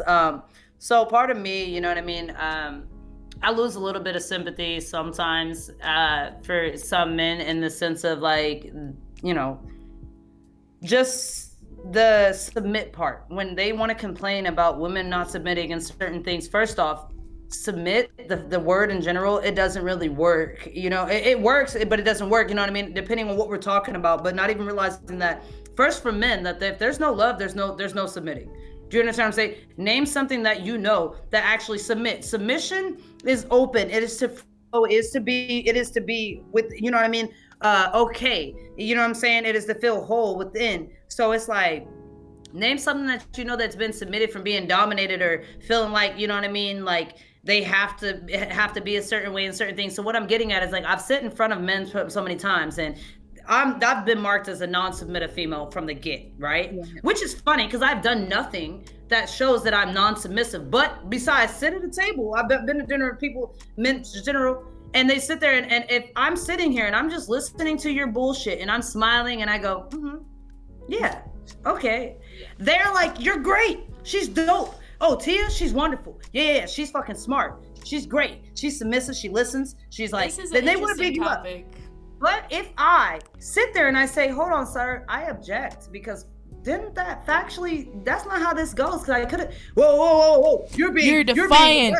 You're defiant. Yes. That's not how a lady acts. That's not how, what the fuck are you talking You're about? not being The fact that ladylike. I converse with you, as you don't know that women have always been the backboard in meetings and certain things, intellectual side, you know what I'm saying? Say that that has been our side, you know what I'm saying? Because men respond to react, you know what I'm trying to say? Like, and that's something different, you know what I mean? And it's emotional.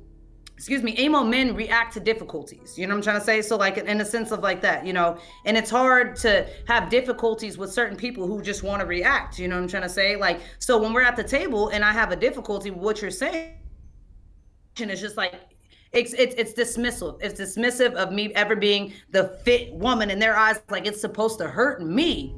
Like, how is the fit one, like, you know what I'm trying to say? Like, your spectrum of your eyes is supposed to hurt me. So a lot of men actually have a lot of individual emotional work to do. You know what I'm saying? And forgive me for whoever this hurts, unfortunately. But like I used to say, because the terms white fragility right now and certain things like that, men have fragility just as loud as that kind of fragility. And when you say that, when you tell them they did something wrong or something that offended you or affected you, they will tell you and make themselves feel like they're the victim, in a sense of like a Me Too victim or something.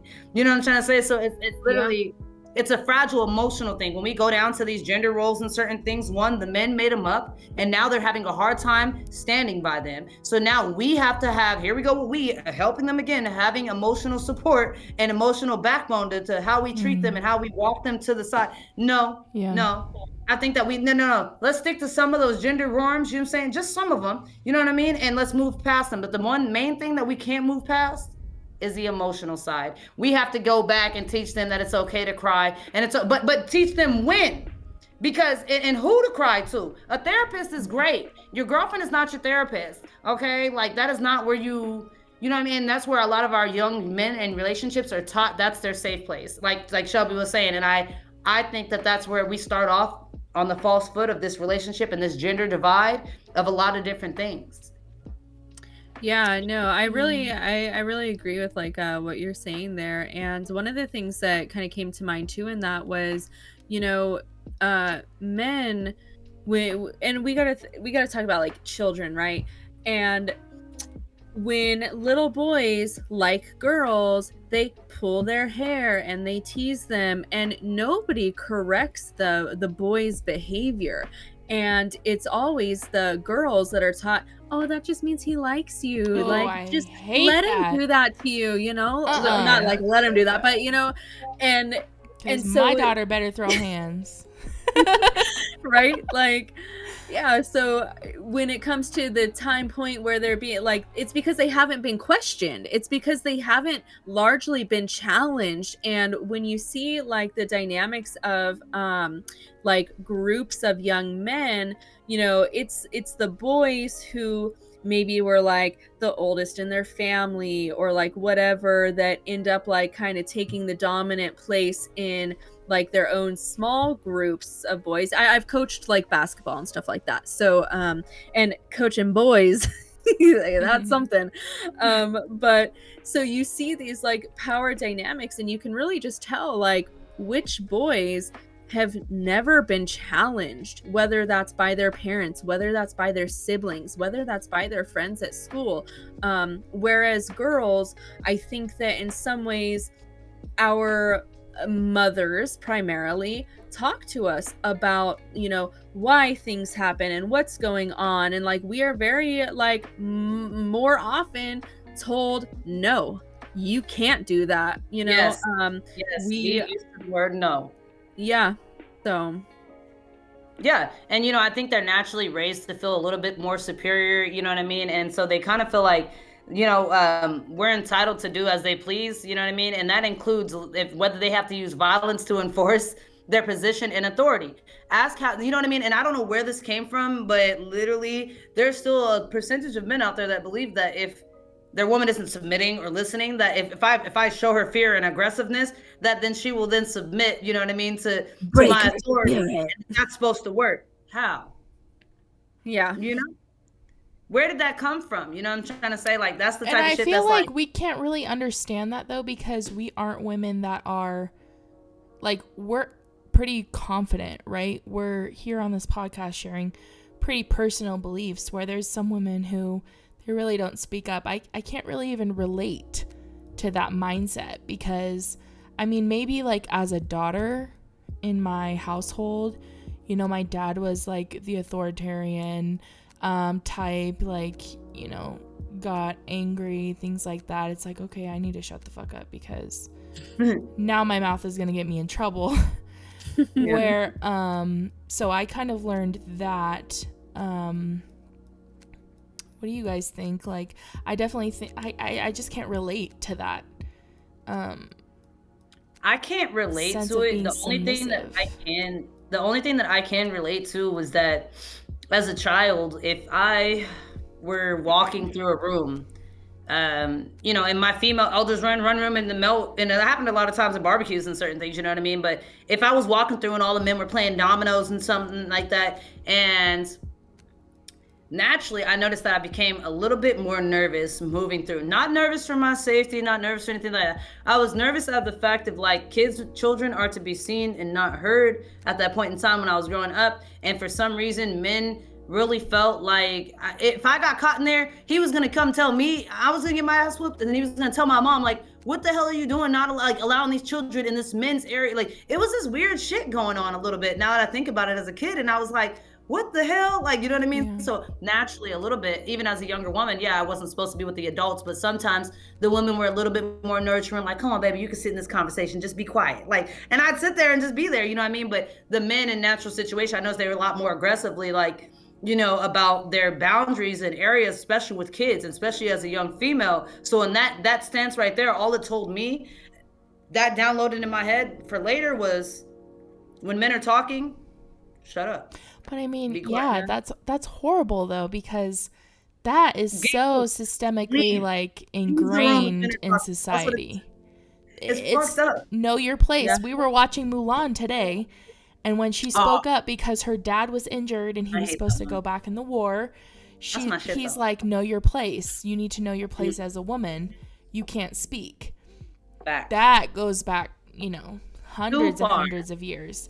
But is that conversation of like, within the men and kids can't be around, is that because of what they're talking about? Barbershop talk?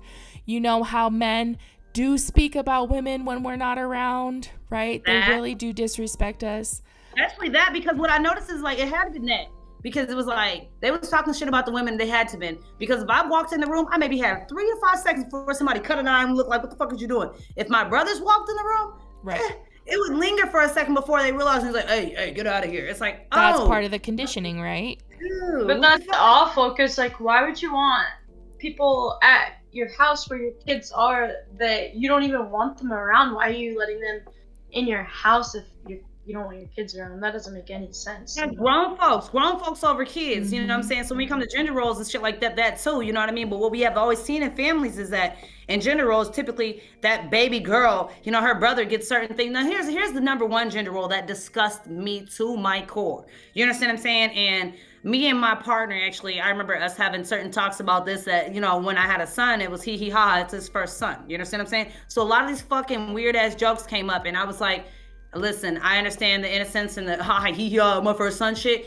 I ain't feeling it. And to the core, like I will die on this one. You know what I'm trying to say? And what I mean is like, we're not gonna press if we don't talk about hooking who the fuck he can hook up with, who he may be cute with, and how many bitches he's gonna bag and all that shit. And that's As a breaking the father, cycle, vice versa. though. That's breaking the And it's cycle. recycled because this is what happens. Now, vice versa, what would it seem like if a man said, yeah, yo, my daughter, I hope she fucks Jordan, da-da-da-da. I hope she gets to do this. I hope da-da-da. It sounds sick. And this is what I'm talking about, but a pedophilia, this weird, I'm going to give my daughter away, all this weird shit, I don't like it because that's where when we don't do it to our boys, you understand? Well, some women do. Some women do have the notion that, the gender roles, when a man leaves that house, they will slide that son up into that gender role as in the boyfriend or father and start treating him like that.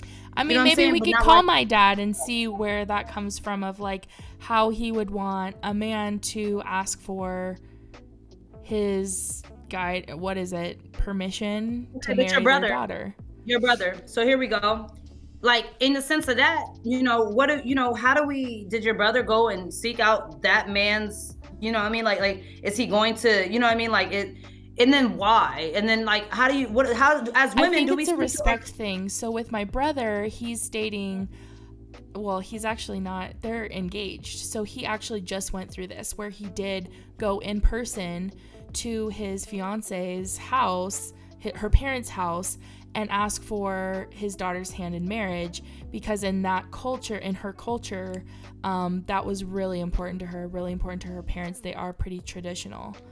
And I think it really is a respect thing. I don't think nowadays it has to do with virginity. But I mean, what about like a lesbian couple? Like who, if one That's is what gonna, I was saying. Who asks? Do they ask at all? Or is it just not a social norm The now? tradition that I think is, maybe effective is having that one-on-one with that mama. Be honest about how did you love your son? How can I love your son? Be honest. How did you? What did you? Because this kind of talk, boy, I'll tell you, it'll tell you some shit. A lot of men, they harbor their emotional, whereabouts and certain traumas against women, that ideology of misogyny that comes to a lot of times from mothers, unfortunately. Oh, 100%. Yeah. And going outside of your race and doing different things, you know what I'm saying? So there's a lot of gender roles that I feel like affect the way that we all react in life and how we move in certain things, you know what I mean? But like I said, as far as my son and certain things, I am not into that shit as far as certain things because I watch how families will allow the boy to have sleepovers. He can do certain it's almost like they're pushing him. Go have sex. Hey, get your thing wet. You can get wet. Honestly, whatever you want. But with the girl, are you a virgin? Let me check your hymen. This shit gets weird. And why do we do that? Oh my God. I heard a story the other day where this girl, do you guys know like those TikTok girls that are like, am I the asshole for da da da da da? Well, basically what was happening is this girl was engaged to this guy, and it was his family's tradition to check her hymen with his dad, him, and his dad's brother in the room. And so she was basically so uncomfortable with it, which is totally fucking weird that they would ever even ask her to do that. Of course she's going to be uncomfortable, to the point where she wanted to break up with him, and her fiance was like, why can't you do this? This means so much to me. This means so much to my family. It's a tradition. And that's a major hypersexualization on the boys from a young age. And that to is the women, and diminishing her to what her value is in that family, and as a potential partner or wife for that guy, right? So things like that still do happen. That was so shocking to me, and disgusting. I mean, there's definitely women out there who would submit and be like, oh, okay, if this is what you want, right? But even the scientificness of like that, they're checking your hymen, like that's to see if you're still most a virgin, girls don't even have it pure, just because they play sports, right? To see if you're pure enough to marry their husband or their son. Yeah. And all this shit comes from an old stigma of a lot of weird shit. And you got to think about this. These men at that time were overworking, over fucking, over drinking, just super hyper masculine energy. You know what I'm saying? And unfortunately, not emotional, not even intelligent. Just hyper masculine. That's just overworking in a lot of different ways. Men and boys are allowed to kind of do certain things if they don't have good mothers or good fathers or good parents. They're not really given those boundaries of like, this is not okay. You know, I really commend you both, because you are mothers of boys, for being in that conversation of, you know, no, we're not going to do this to him. We're not going to put this pressure on him. We're not going to ask him these questions. We're not going to say, oh, if you like her, go hit her, type of thing. Even from anybody, you know what I'm saying? Like, oh, he like certain things, like, and I nip that in the bud, and that's the work that I can do. That's the only work I know that I can do as a woman, as his mother. That's the work that I can do. I'm gonna nip that in the bud. You know what I'm saying? Because you're not gonna say, oh, I hope Kathy fucks the football player one day. But we talk about our sons as like, you know what I'm saying? Like, there's a lot of men that will talk about their disposable sons, because their emotions aren't valued. And I just watched the show. This man just found out that his daughter was gay, female. She's a lesbian. He came in, seen the pictures, and really still wanted to put hands on her. And he sat there for a second and couldn't even understand why he was so angry. He's like, are you a fucking, lesbian, da-da-da. And was freaking out, smashing her shit, even grabbed her up and shit. This is on the TV show.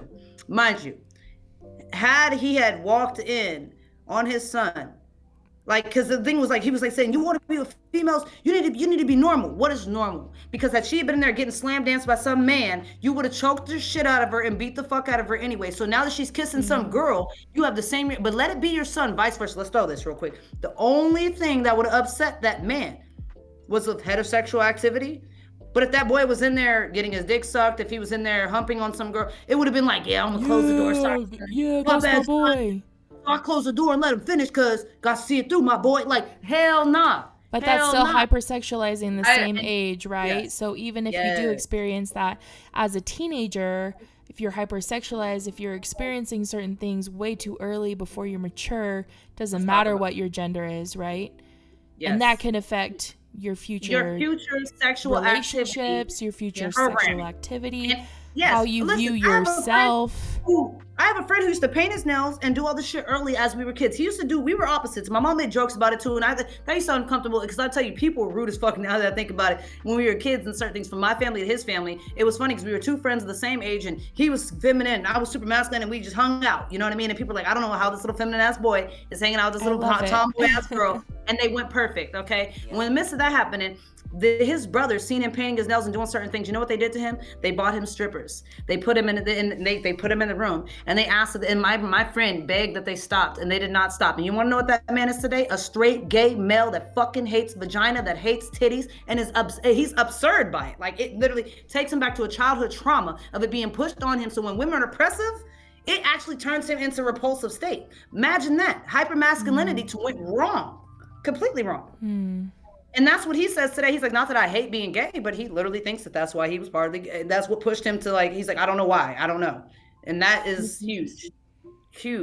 So what are we really doing? We need to stop That sexualizing a lot. message that sent to him was life altering. Honestly. Well, when you're also not wrapped, your chemical, lineups in your brain are obviously mature. So that obviously left certain memories and certain things that by the time it got mature enough to plug in, you never know what it was. You know what I'm saying? And that's not the case for all, you know what I mean, bisexual or gay people in any sense, you know what I mean? But in that sense, being able to really see that in his spirit, he literally felt that reversal of like, no, just well, that's no. a trauma that he went through, specifically correlating to his identity and sexuality that he might not even have been aware of at the time. Yeah. Misconcepted trauma. You don't even know until you get older trauma. And so that push men to have their first sexual activity. You see that in movies, even American movies, where we push boys to have that first virginity time. It's like, yeah. And you give it to them like a ribbon, a token or something that they wear.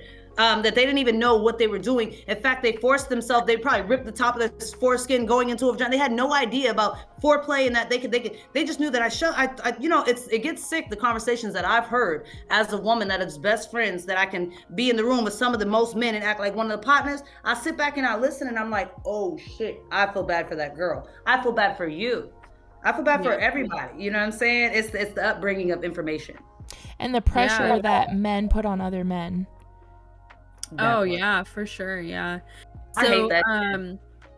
One thing that happened in our home just recently. So my son is he just turned 4 and he just started preschool, and I think Tia's son just started preschool too, right? Yeah. And so now, like I'm seeing, he comes home acting in ways he didn't act before, and like that's normal. He's at school, he's getting new things going on. But one of the things that happened is he said boobies the other day and he started laughing, and I was like, Killy, why are you laughing about boobies? And he was just like, boobies, so fun. He doesn't know what the hell he's talking about. He's just a little baby. And I was like, Killy, we do not talk about women's boobies in that. We do not laugh about women's boobies. Like, they are here for a reason. They feed children. Like, we don't. Yeah, but it's funny, right? It's funny for a little boy. But I breastfed my kid until he was almost like 1.5, whatever. But I was longer than that. See, and so now at this point in his mind, and it's funny because the only I have had these little weird, mindset thoughts where I'm like, my kid seems very attracted to, you know what I mean, my chest a lot. But I think back and I'm like, yo, I breastfed him. That is what it is. Because I laughed one day. I was like, my son's gonna be like a titty guy or something like that. And I start laughing and I was like, well, that sounds fucking weird. I was like, gee, that was weird. I was like, that was fucking programmed of like, all the shit that we just been I was like, why would I think like that? I was like, no, obviously dumb bitch. You breastfed him. And he was just that, and he's just like, Mom, I'm food. You know what I mean? So every once in a while, that's just what he you know what I mean? I think he was 3 when he last came and tried to latch thinking it was food. And I had to tell him, like, honey, it's hard to go from life and nurturing and nutrition to, hey, that's inappropriate. What the fuck? Yeah, but absolutely. That's a thing, right? It comes from men. If you see a woman without a blanket over and she's feeding her baby, whatever age that it is, they're like, cover up, that's not okay, but it's because men, and this comes a lot from men, there are some small fraction of weird ass women that do it too, but it comes from men sexualizing women's body parts. Kelly does not know. Right. He probably doesn't even realize, right? Because, as kids, we're like, sex, and we don't even know what that is, right? But it is interesting to see where he learned that, if you didn't catch that. I'm sure there's got to Did you guys see that viral video on the beach? I don't know if any, TikTok, Instagram, whatever it is you guys follow. There's a viral video about a man who's on the beach with his kids, and this woman is outside. She's tanning. She happens to be laying on her stomach while her ass is obviously in the air. Her bikini is tanning, and whatever. But the guy goes up to her and he's like, he is absurd, and he's like, you know what? This is so inappropriate. I have my kids here. What the fuck are you doing? And he goes off on her. And Christian, man. I am just sitting here, and he's like, no, you're giving my kids, and his son is sitting there and he doesn't know what the fuck to think. And I'm looking at this little boy, not the little girl. The little girl's kind of lost. You could tell she's looking there like, Dad, she's just laying there. The little boy's like, he's kind of nervous but intrigued and aroused at the same time. And I'm like, what the fuck? Because you're teaching him that, like, yeah, you're arousing me. You shouldn't be arousing me. What the fuck? and now go at them aggressively because you've aroused me and you shouldn't be arousing me. So he went at them aggressively and started yelling at them. So what message are you teaching your son? When he gets aroused at a female, So the wife was he's standing gonna be right like, there. yeah, he's Yeah, gonna be the like, when lady he come sees a up and fine said female, something to them after too. yep, and everybody checked their asses. And at the end of the day, when that boy grows up, I pray that he doesn't see a chick that's fine and he gets angry, like, "Ooh, you fine, bitch! You're not supposed to have me feeling like that." Like, that's literally the energy that was given. Like, that's Sexualizing weird. women's bodies, period. It was weird. Especially young women, right? Yeah. And those is kids were probably disturbing. just running around having fun. And They didn't know. If you're at a weren't beach, thinking a okay, thing about but if it you're at the until their dad mall started and you're saying it. wearing that, it's like, okay. But if you're at the beach, you're in a swimsuit, come on. Yeah, there's a time and place. It was very interesting, you guys. That shit had me weak. I was like, That was interesting. I did see that. One thing I love about TikTok, you guys, is they're so for accountability. And I hate to say cancel culture, but sometimes it's needed, guys. And I low-key love that people go viral for their ignorance. And then they have to answer to it. You have to answer to it. Yeah, and he sounded really stupid explaining himself. Well, there was kids there, and it's like, yeah, well, you know, kids come from women, and actually, But you're women teaching are actually them, right? more likely to sexualize a male body when they see it than when they see a female body. You'll be very surprised. From the ages about 4 to 5, real shit. They'll look. Some of them are gonna identify as mommy and go, "Oh, mommy have babies." Like, this is something that kids start realizing 3 to 4. Mommy has babies. And even if I'm not pregnant, I don't know where my son has got this, you guys, in his mind, but he is so set on his gender shit. And I don't preach this. I'm very just open, and I was gonna let him just grow into whatever and see what he comes home from school with. But lately it's been, I'm a boy, my mom's a woman, dad man, mama had babies, and he pats on my chest and goes, "Those are food." And it's like, what the fuck? Who is But teaching that's you really this? cool, right? Because he's like learning, being self-aware, putting things. That's critical I'm scared thinking. for him because he has set in stone at 3 that boys and girls make babies, and this is what it is. And his gender roles are coming in, and I'm sitting there like, son, Where I'm not are you preaching learning gender this? roles. I swear, you guys. So I'm looking at the freaking TV. I don't know what it is. His dad's not one of those macho where it's like, yeah, I'm man, I'm gonna do. Yeah. The most that I could say that I demand in my household that is a little bit like really tea is like, no, I'm not touching the fucking trash. So I'm not. That's I don't fine. blame you. That shit stinks. Yeah. Put the toilet seat down. Right. Them is norms of mine, you know? What are your guys' norms that you don't even realize that it's like, that's hella female of you to be like, I don't let Quincy cook. oh, really? No. Why? I mean, I've taught can't him cook? how to make certain Well, you can't things. cook. He makes really good scrambled eggs now, I will say that. But the first thing It's you just learn how to not cook. some like I'm the type of person where it's like I can He has I a can just black do it. mother. I Okay, know. that's a very good misconception. But right actually there. his mom did not cook a lot growing up. That's what I was getting ready to say. That's Mhm. okay. There's misconception. His aunt Okay, did. cool. But I don't do the trash. See? Actually, Quincy does more laundry than I do. Oh, that's how I do the laundry. Yeah. Actually, I was just yelling at him today to do laundry. I really was yelling at him today to do laundry. That's He funny. never leaves the seat up. Ever. He's never done that. With that, But considerate enough to lift it up. I can put pumping it down gas, for that's a good one, myself. Dwana. Pumping gas. I Yeah. don't like pumping gas. I find in the car, like it's like I just kind of give him a look. Like some days I will. Okay, then there's us. I'm guilty. I will use some gender roles to my advantage. Some days. Oh, I of do. course. We all do Yes. that. Yes, Mhm. we're totally And guilty. watch how it feeds Ben ego. If it didn't matter, it wouldn't feed the ego. But the boy, Oh, you're they so eat it good at that, babe. They Good eat it job. so strong, babe. Open this. Yeah. Like Good job. So true. Anytime I have to go to like Les Schwab or anything, I'm like, babe, let me just go in by myself. And they'll usually give me a cheaper price than they would give him or us. Ooh, yeah. 100%. really? Especially some of the 100%. locally owned places that can kind of change their prices. now, to coincide that, right, to throw it on the other side is sometimes I'm like, babe, come to the mechanic with me. He gonna try to play me thinking I'm just some female Yeah. that don't know what she's I'd be on the phone with my dad, like, can you talk to my dad? Yep. I changed my oil today. I've done that before. Put my dad on the line, like, just so you know, a man cares about me. But also, like, my dad will, like, pay for any car stuff that I have, even at my age. Like, my dad's like, oh, you need this done? Okay, I'm going to send you I'm like, it's fine, Dad. I got it. And he's like, nope, it's okay. I think that comes with, like, daddy's girl, like, still wants to take care of me in certain ways.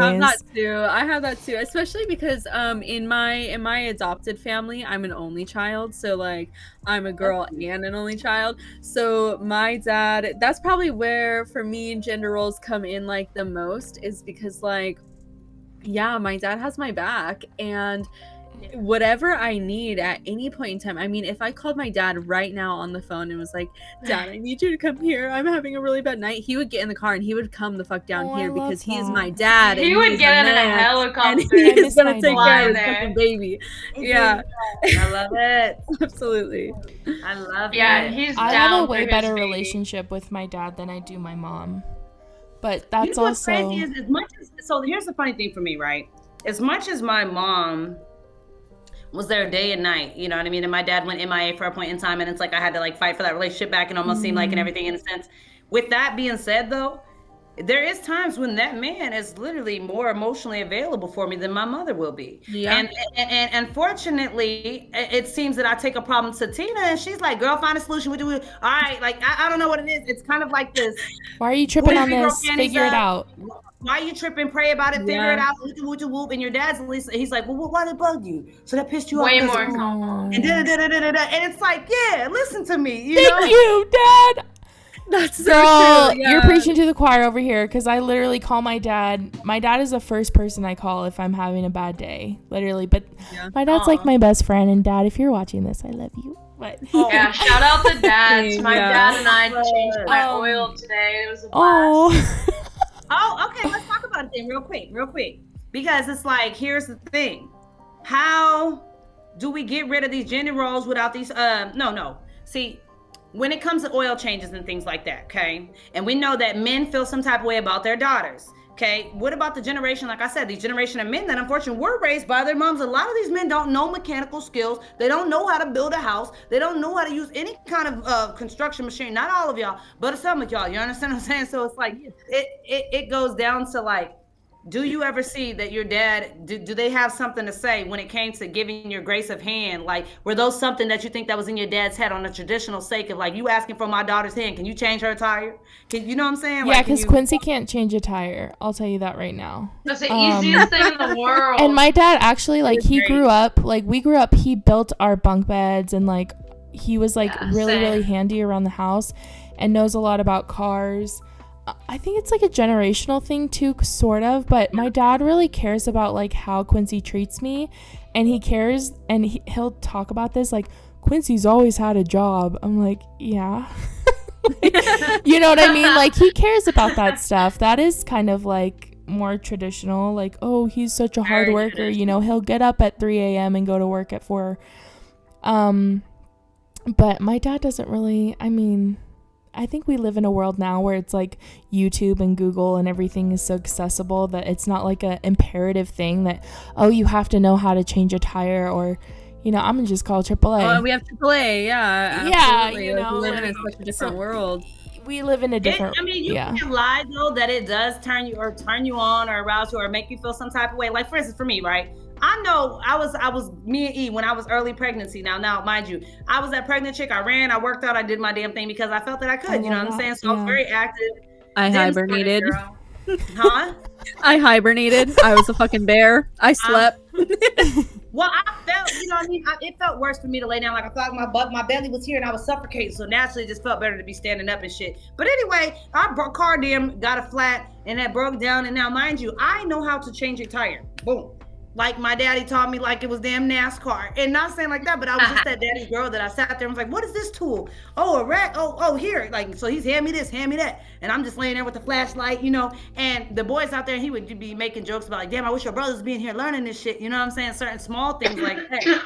Well, later in life, it came to me, you know what I'm saying, that it is a good thing that I learned that. But I was at a point in time where I could have emasculated my man by being pregnant and trying to change my own tire. Now, I very well could have done it, But I watched Eric sit there and struggle putting on this tire. She was laughing. That's where communication comes into play, though. It did come into communication. Now, But that's what I was saying earlier, though, about sometimes you do want to be the woman in the relationship and you do want to let them step up. You do want to let them say it. Sometimes it's like, damn, I could have handled that to my motherfucker. Now, let me tell you why. Because in the midst of when you sometimes a man already feels that he knows more, and a lot of times his fragility when dealing with an intellectual female is going to feel like it needs to be competed. I need to compete with you. So when I'm telling you something, I need you to listen to me instead of thinking it's a competition. So simple as, hey, we're in a situation where we're in a dire situation. I understand your emotions are going and certain things like that. You already felt like I tapped your masculinity by getting down there and beginning to start. So you acted like, no, let me do it. Now, in the midst of that, you didn't put the e-brake on, like I was just trying to tell you. But now that you started and you've already felt that I've emasculated you, you won't listen to me tell you, hey, put the e-brake on, because like, I know what I'm doing. Chill. You go sit down. Oh, man. That's a really good I know what I'm doing. I'm being told, go sit down and stop acting like a boy. You ain't got to be tough all the time. I got this. I'm a grown-ass man. Oh. And I'm sitting there like, I know you fucking lying. Now I'm pregnant, I'm hot, and I'm mad, and I'm like, I could have been done. But I let him do it. In the midst of this, guess what happened? When the motherfucking car came down and almost took off his forearm. And he has a scar right here from the first time he changed my tire. Oh my gosh. Remember this shit. Now this lesson is what? Lesson learned. Lesson is listen and what? Boy, you better listen. Swallow to your me. pride. Yeah, you were stronger tightening the lug nuts, but you weren't smarter than so like pump the brakes. Swallow your pride, right? Listen a little bit. It almost took off your arm. It was real. It was real. That's a good freaking story. Yeah, Yes. that's perfect, honestly. But now he remembers.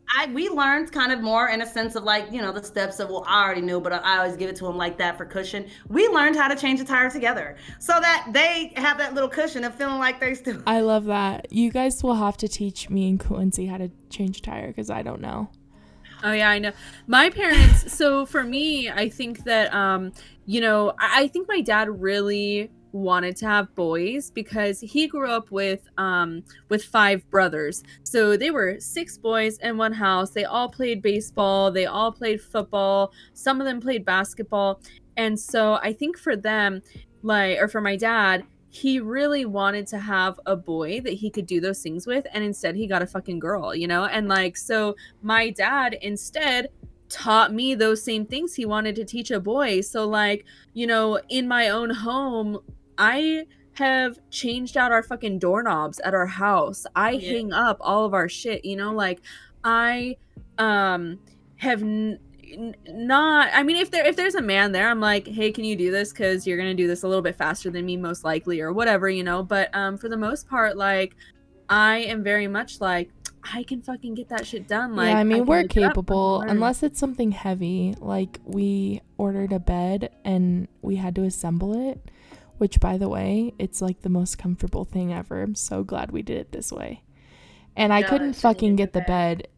Is the frame, right, that we had to assemble through the door, and he wasn't here. And I was like so fucking pissed because anytime it's something heavy, like, I don't do that. I make him do that. But yeah, we are capable. We can do it, but sometimes we don't want to. I can do it. I just would rather watch you.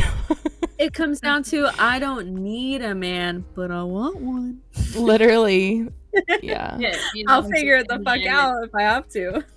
No, literally, you figure it out if you got to, and if you don't, you already know the shit. But I think that and then those who are, like I said, following the religion of God and stuff like that, a lot of these times they say that a man, we were made from his side to be protected and be close to his heart, and not from his feet to be walked on and shit like that, you know what I mean? And then those who also follow also will know that if you follow in any Bible and read it, it never really says that women are to actually love our men.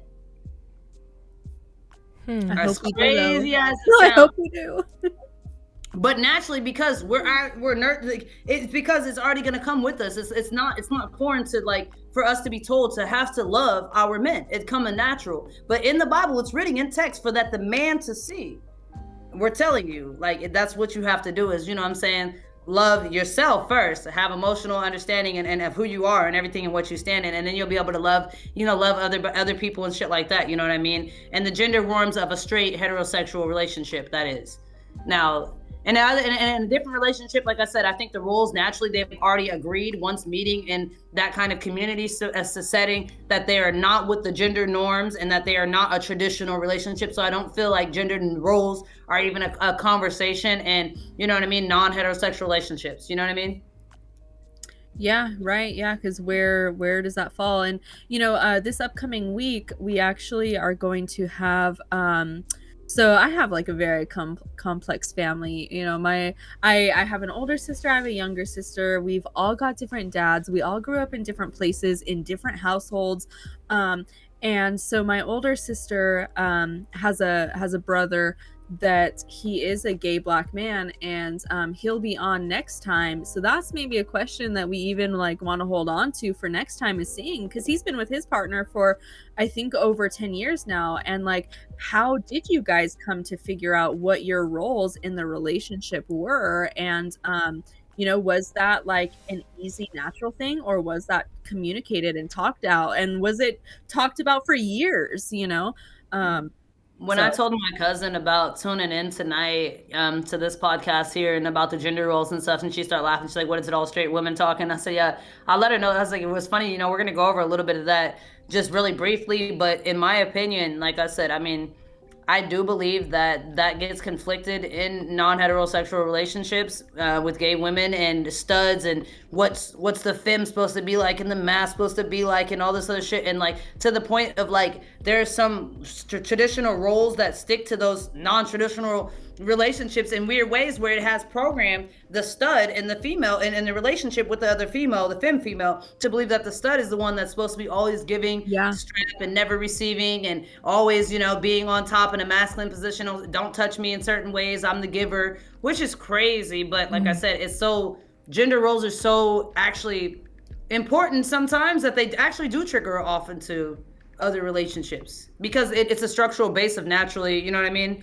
of an agreement of how you guys would like to be treated and what the balances of are and the boundaries are in that relationship.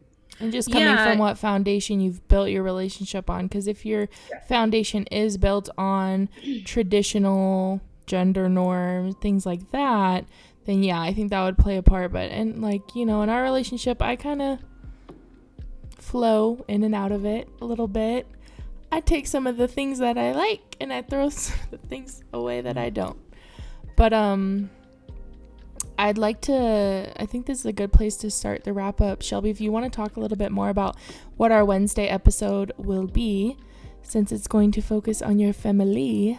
Yeah. So this upcoming Wednesday, our guests are going to be my older sister, my younger sister. I'm the middle. I'm perfect, if anybody hasn't caught on to that yet. Middle child. No, but so my older sister, my younger sister, and then my oldest sister's brother Cole, who I know that my younger sister and I still do feel like Cole is our brother as well, but there's again like different dynamics. Like I said, my sisters and I, we did not grow up with each other. Me, no capacity whatsoever. I did not grow up with them. They knew of each other and had that bond of sister that was communicated, understood, but they did grow up in different states primarily. So yeah, that's who's going to be on Wednesday, and I very much look forward to it. It should be like a really fun conversation. You guys can let us know to what capacities we are similar or different, because nature versus nurture is something that is so freaking interesting. And also, like, my two sisters are both fire signs, so they are a bit more fiery, outspoken than I am in some ways. And yet at the same time, I think we all have this weird softness to us too. So it should be fun on Wednesday. I'm looking forward to it. But yeah, tonight's conversation actually surprised me a little bit. I had some self-awareness for sure. I think that was really good conversation to explore gender roles within society, within our own relationships, within our upbringings, everything. So I always appreciate the conversation. Tia, Tesla, anything you guys want to add before we close it out, ladies? Nothing? I just appreciate you guys. You're so funny. I'm glad Corey and Dwana are gonna be on Wednesday because I've met them a few times and they were just like Shelby said, just the sweetest.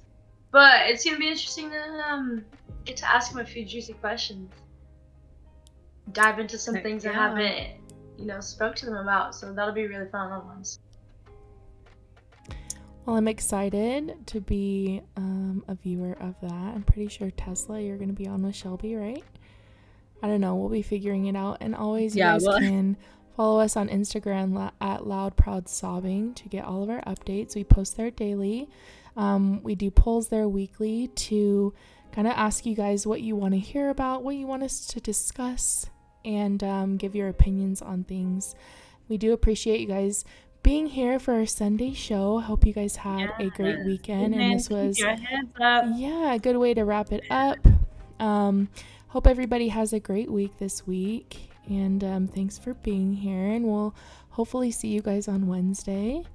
Stay true, be you, y'all. Love that. Good night, everybody. All right. Good night, y'all. Good night, y'all. Okay.